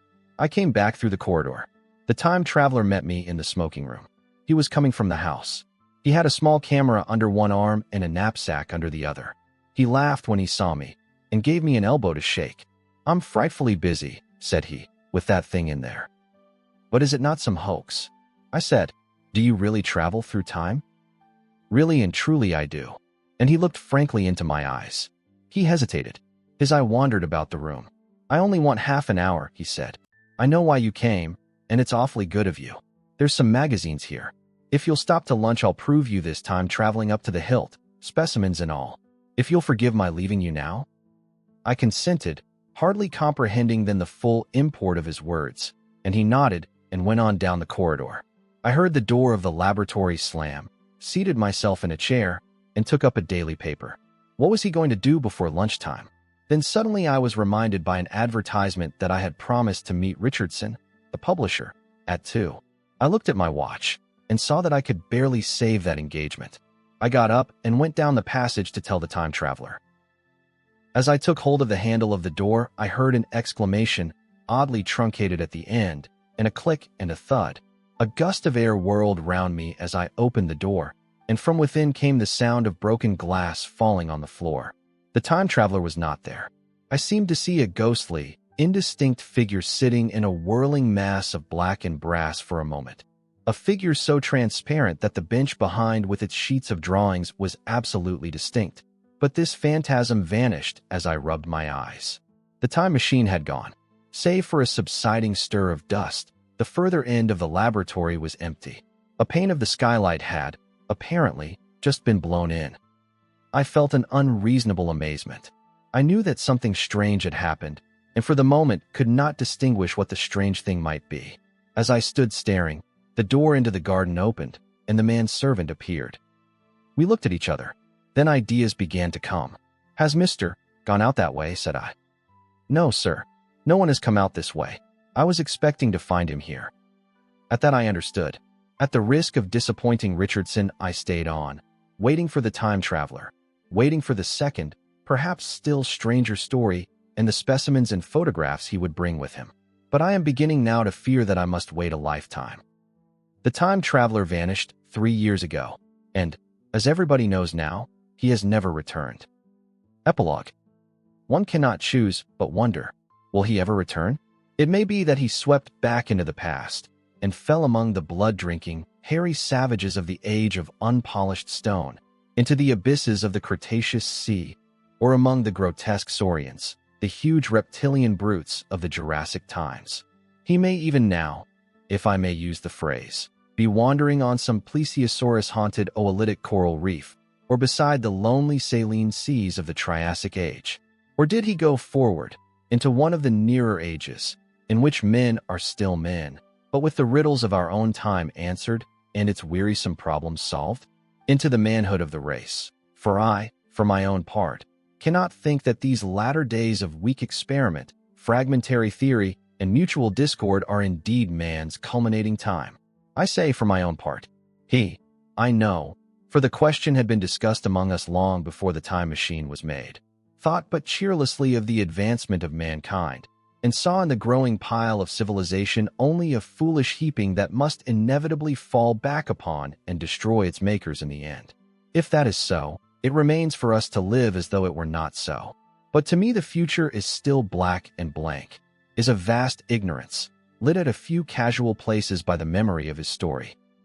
And I have by me, for my comfort, 2 strange white flowers, shriveled now, and brown and flat and brittle, to witness that even when mind and strength had gone, gratitude and a mutual tenderness still lived on in the heart of man. Thank you for listening. This has been The Time Machine by H.G. Wells. A story that reminds us, time waits for no one, but imagination can take us anywhere. If you enjoyed this journey, remember to like, subscribe, and tell me in the comments what book you'd like to hear next. Your voice helps guide where our stories travel next. Until then, keep dreaming, keep wondering, and keep turning the pages.